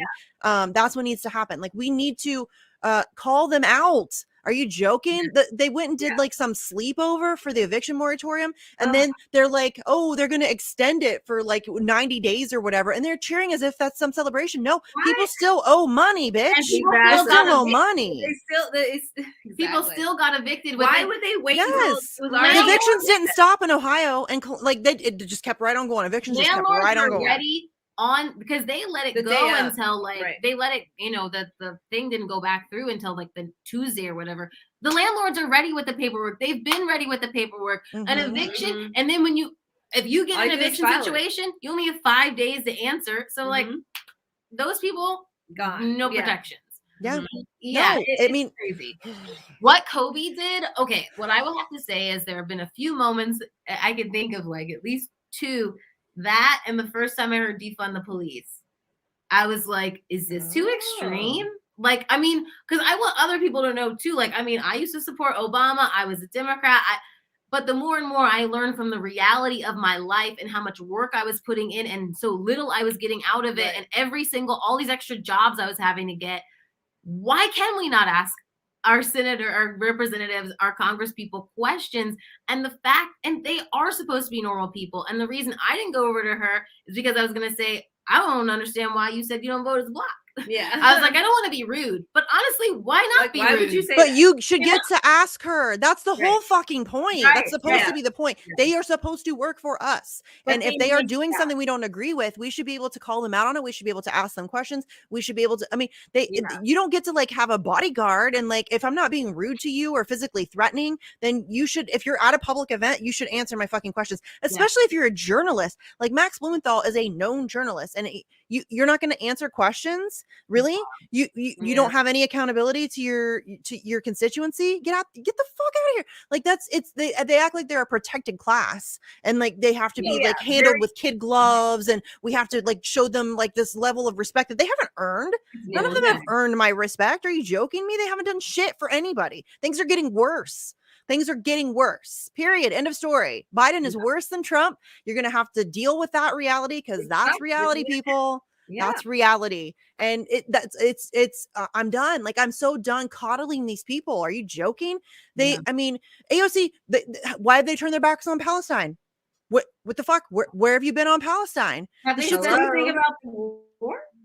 Huh? No, they haven't said anything about Russia, the shit that's breaking down with Ukraine. They don't because they're imperialists. They're fucking imperialists. AOC on a fucking coup, an obvious coup, was like, I'm going to defer to caucus leadership on a coup. What the fuck is wrong with you? You're supposed to be progressive. Like, that's a no-brainer. Assange, another fucking no-brainer. He shouldn't be getting tortured to death for doing journalism. It's disgusting. You're pretending to be like this. You care about human rights. You're a progressive. You fuck off. It's gross. Yeah. Sorry, I get fired up about this shit because they're dangerous. Period. Like, they're standing in the way of actual progress. You know what I mean? Yeah. Oh, I get so angry about it. I honestly do, because they pull people back in. They make people think that they're fighting for them. They make people think. Yeah, that's the problem. It's like, it's just like they're stealing. I feel like so many people are just like right on the cusp and could really, like be, you know what I mean? Like, just like almost could be like you know, push a little bit more left. And like, it's like if the wind blows one wrong way, then, you know, that's it, you know? I think a lot of it's fear, yeah. honestly, because people are afraid to think of things in a different way. They're afraid, Mhm. like and also coming to terms with the fact that everything you ever thought is actually a lie. That's heavy. Very hard. it's Yeah. hard. That's Yeah. I mean, heavy. yeah. Losing hope, you know? Yeah. I also think for a lot of society too, it's being ostracized or being otherized because because the Democrats, you know, for however many decades, are the good guys, you know? Right. So then if you don't, and then people don't have any belief in a third party. So then they are like, but if I'm not of the good guys, supposedly, then what am I, you know? And it's, I don't know how to get to people to move to that, just the next point. I mean, to me, it's unfortunate because, I mean, I guess I feel like as Black people, we're just already otherized and already at our breaking point. So we've been ready to go. Like, this is, you know, like, so for us, like, the sense of urgency is so strong. And I feel like it's very hard to relate to people who are like, you know, kind of getting there, you know. I mean, I don't know. It's just, It's hard to be patient. yeah. And how to not right. ostracize them because Right. Like I definitely want you to get there. Like, you know, you guys are gonna get it. Yeah, that's hard. Yeah, it's just it's just an interesting, like, it's interesting. I mean, everybody, you know, we're all people, and if anything's ever gonna happen, and all of us people have to work together. So I mean, it's interesting to try to just like get in somebody else's brain, and like I feel like for myself, I'm really trying to figure out like what it is. You know, I like hearing I like talking to people from other, you know, walks of life too, because it's like, what is it that makes you tick? What makes you conservative? What is it that makes you a Democrat? Like, what is it? What are these beliefs that you have? Because, you know, they're probably not that far off, and like, you know, could be easily, once you break them down to the basics, seriously. And I think a lot of this is just, because I'm a true crime nerd too. I love the psychology behind this stuff. I love like, what is it that makes you a conservative?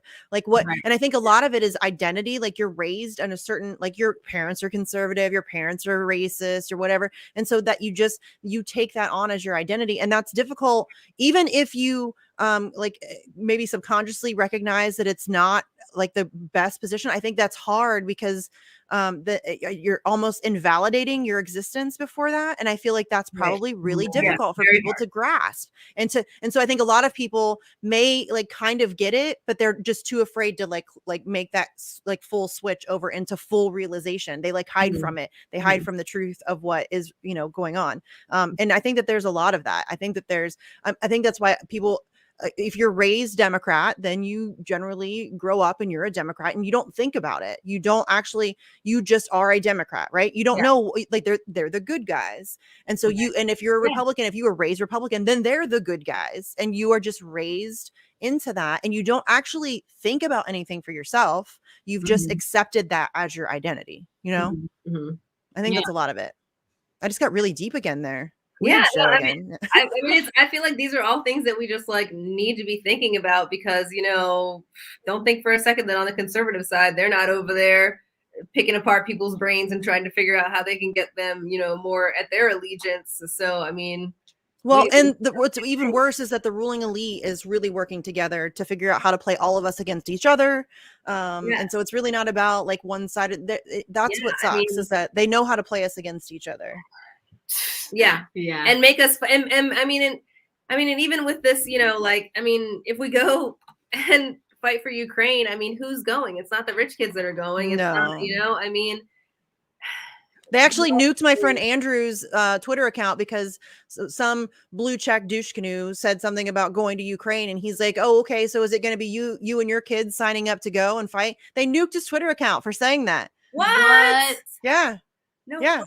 Hold on. I'll tell you exactly what the tweet said, because he sent me a screenshot of the. Hold on, I'll find it. It was like totally. I mean, he like called him out, but still, hold on. Well, that's your right. That's your right to be able to call somebody out. Yeah, I mean, oh no. This is even worse. Wait, no. Yeah, this is different. No, that was somebody else, but this is what Andrew got nuked for. He, I think it was Justin Amash maybe, had said something about I'll die on this hill or whatever, about some issue, right? And Andrew just tweeted. Justin Amash has been somewhat supportive of Julian Assange. Like he's at least said his name, which for an elected official is really something. But yeah, so Andrew tweeted at him, "I wished you would die on the free Assange hill. The mandate battle wouldn't exist if WikiLeaks wasn't kneecapped." And so he wasn't like saying, "I wish you would die." He was just saying, "I wish you would die on the free Assange hill." And they nuked his account just for that. Wow. Like that's the level of censorship. Getting ridiculous. That's what's scariest this is about these apps.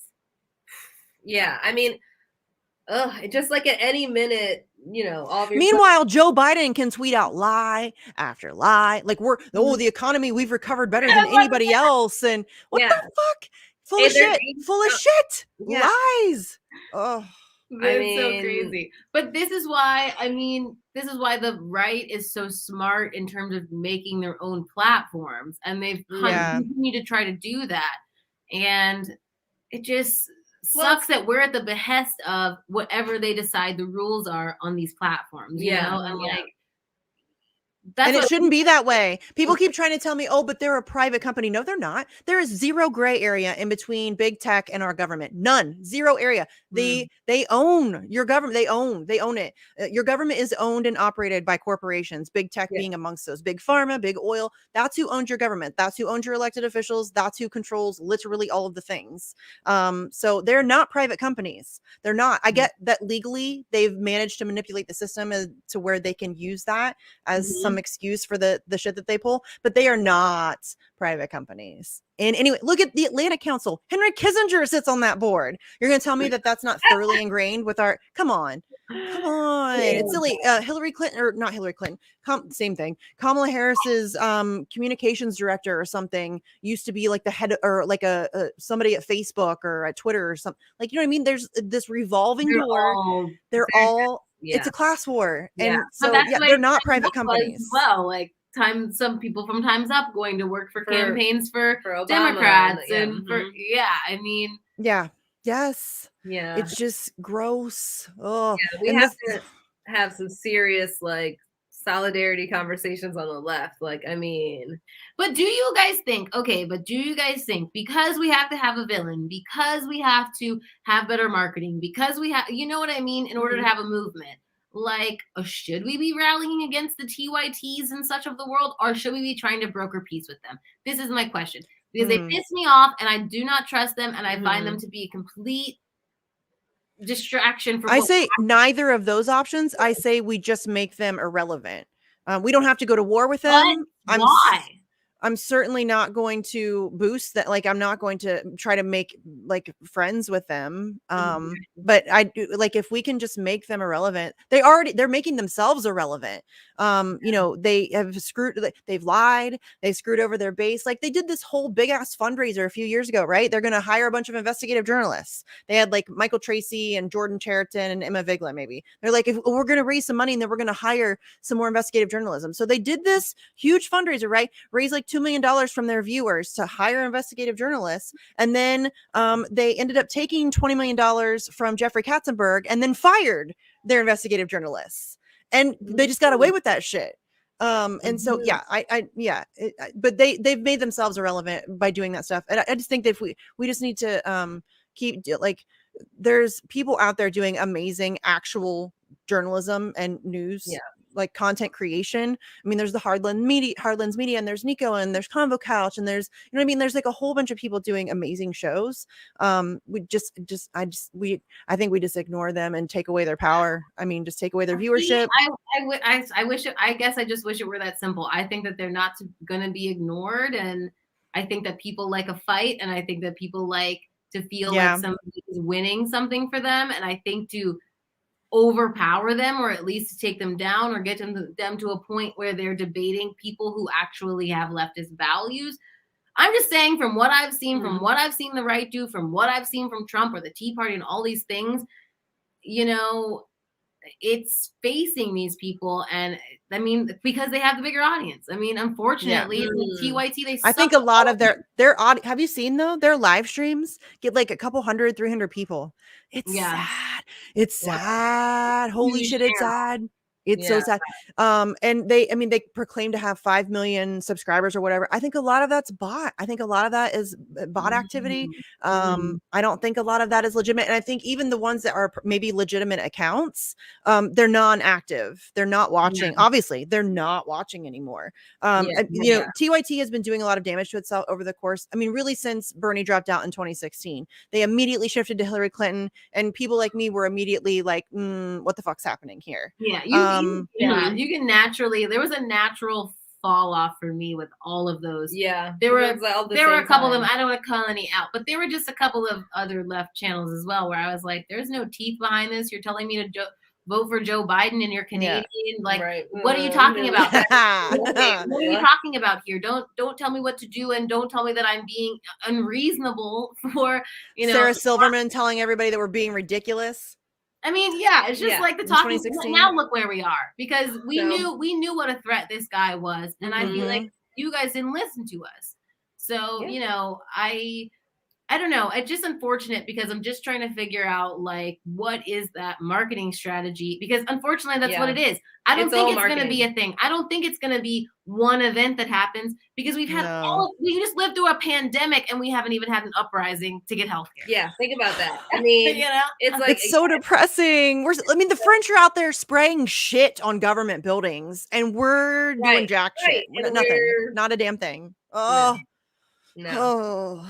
I mean, and the thing is, Americans are just very comfortable, and it's like, until we can get to a point where people are uncomfortable, unfortunately, they are not going to feel like they have to do anything or, put their bodies into the streets. But I mean, I would just like to just start now while we're still comfortable, and then we can come home. Yeah, the longer we wait, the harder it will be. Straight up. Yeah, exactly. Straight up. I mean, we need to come to terms with that and like really face that head on, because it's already, I think, probably impossible, without there being like serious fallout. So, I don't know. It's already impossible. It's like, fuck it. Let's go for it. I'm just saying, listen, I'm just like scorched earth. Those people are my enemies. I mean, I never talk about TYT or engage with them at all, but I'm just saying, like, to treat these people as hostile, like, is totally acceptable and okay, because they are,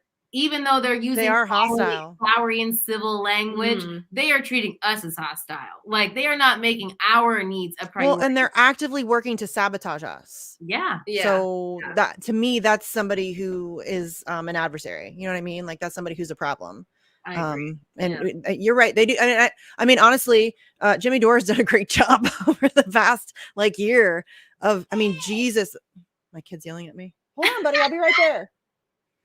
But yeah, like the last year, Jimmy has done an amazing job of really exposing them, the revenge porn and the vagina shots and the, you know what I mean? Like, just, that was all really gross. And then they attempted to blackmail Jimmy with sexual harassment stuff, and they always go to that. That's that'll be very interesting, because Nancy, I think, because that to me seems like a DNC tactic. Like, it makes me think of Nancy Pelosi, who's running again for re-election. And then I wonder if Shahid Buttar runs again, like, are they going to try to make up something else that's a non-thing? Probably. I mean, I don't know. They may not do the same thing twice. Maybe, though, because it's not like anybody was really paying attention. Right. It's because easy. It was kind of I feel like people, like, from my end, like, you talked about it a little bit, but I kind of felt, he's just like dropped out or not running or whatever. I didn't really get into the details of what it was. So I didn't either, because I don't follow electoral politics that much. They could probably recycle it.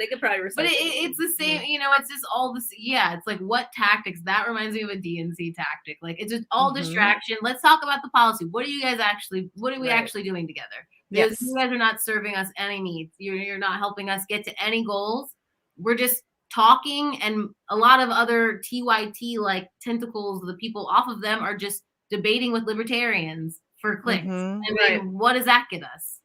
Nothing. This whole debate culture, like that doesn't do anything. It's not solving any problems. All it is like it's for clicks and clout. Like it's just people who are never going to actually agree on because they have their own brands that they're trying to build, their own audience that they're trying to pander to. And so it's like, it's usually like one person gets embarrassed or the other, you know what I mean? And they both pretend like they won, and they'll put up clips on their YouTube channel about so and so embarrasses blah blah blah. And it's like, I don't give a fuck. Like that's not doing anything. It's, you know what I mean? That kind of stuff annoys me. Like, just why don't you organize something, or you know what I mean, or you spend that time boosting some people who are organizing something, or why don't you talk about different mutual aid stuff, or there's a better way to spend your time.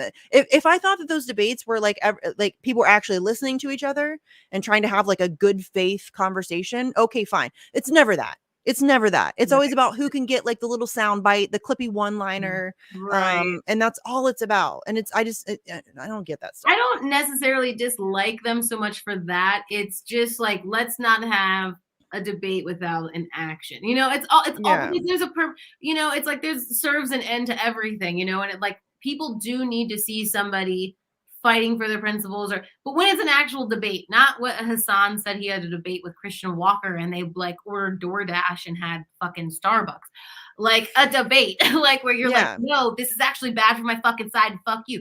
I would like to see that personally, just because I need a release. I need someone to stand up for me. But but those are good sometimes. I get that. Sometimes, but sometimes it's not the work.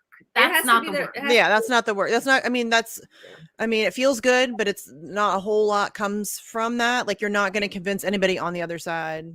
Right. That's true. They're there to support their team or whatever. Yeah. And it becomes very tribal. It's team mentality. And it's when my team does it, it's the best thing ever. When your team does it, it's the worst thing that's ever happened. And that's, it's very difficult to get people. So those kind of debates, like it doesn't, again, like I love listening to actual, like people have, and it might get heated and it might whatever, but having like a legit listening to each other, having a legitimate conversation about the idea, you know what I mean? Like not just like hurling insults at each other and trying to like, one up the other one for clout. That's boring to me. Well, someone like, else I just don't. In the chat said Brianna Joy Gray does. She's very good about like asking questions. She's like, it seems like she's genuinely trying to get people to explain their position. That's a discussion. That's people who believe in something, who are willing to have a good conversation about it. And it's all she asks, such substantive questions. She asks questions that other people will not ask oftentimes, what I love. And it's not about a gotcha. It's a searching for actual understanding. What is it that what is it that what you were saying? What is it that made you believe this way? Right. Because if we don't get that understanding, then we can't talk to each other. We can't relate to each other. It's that's the whole process. That should be the goal, is like trying to figure out how to relate to each other in a peaceful and calm manner. And you know what I'm saying? Like that, we don't have to hate each other. It's silly. It's very frustrating because it seems like such a common sense basic thing that, even if we don't have to all like each other, like we don't have to hang out. We don't have to go on vacation together. We don't have to go out to dinner. We just have to coexist. And just, respect each other as humans and move about our day. It really doesn't seem that complicated. It really doesn't. It's weird. Anyway, okay, I got to wrap because I have Jesse Jet coming on at 9:15. We're doing a double bitch tonight. Because Jesse Jet texts me anytime. He'll text me and say, "Hey, I wrote a new piece. Can we go live?" And I'm like, "Yes." Yes, we can. Tell him hi. I just like kind of talked about a little bit on Twitter. He's so cool. Yeah, he's very cool. He's very nice. He's very kind. He's super passionate. I love his stuff. He's like a brilliant lyricist. So I'm really excited. He's going to be on at 9:15. He has a new piece he's reading, and then he's got a couple other things. Do you guys have anything coming up you want to tell everybody about, or tell everybody where they can find your YouTube channel? I have it in the description. There's a link down there if you guys want. You should check it out. But do you guys have anything else coming up? No. Check us out on Bank Sisters. We'll be on Revolutionary Blackout Network next week. On Jay's show, and then and CJ's show and so we'll be there a few days. Oh, you're doing JB and CJ. Love it. Love it. I love them. And the JB lean, the JB lean gets me every time. Best facial expressions in independent media, hands down. Best facial expressions. Although I will say, I was sleeping on a Feeny for a while. I've always watched RBN, but like I've always noticed JB's faces. Maybe it's just because he was on more than Afeni. Yeah. But then there was one day that Afeni's got great facial expressions too. Yeah, he does. Like I love watching them. Like JB especially. There's one clip, I think he just put it out the other day. He literally goes through like 45 emotions within like, I don't know, 10 seconds. It's like this wide range of expressions. It is, and he does the lead. I love it. I love it. I could watch just for that. I could. Cool. He's great. Yeah. Okay. So yeah, check out the Bank Sisters. You can just search it in the Google, YouTube, health space search bar. And then I'll be back in I don't know, about 10 minutes or so with Jesse Jet if you guys want to come back. If thanks for hanging out in the chat. Thanks for coming on, guys. Like there's seriously so much I wanted to talk to you about that we didn't even get to. Cool. But you know, that just gives me an excuse to have you back. So cool. All right. It was really good to meet you guys. I've been, like I said, the first show I watched, I think it was like, I don't know, like 4 or 5 months ago or whatever. Your video with Bree and Talia. That was the first time I came across you. And the server comment was like immediately, okay, I like these people. So yeah. I would love to have you back on. Everybody check out their YouTube channel and I'll see you guys in just a little bit. Bye. Bye everybody. Bye.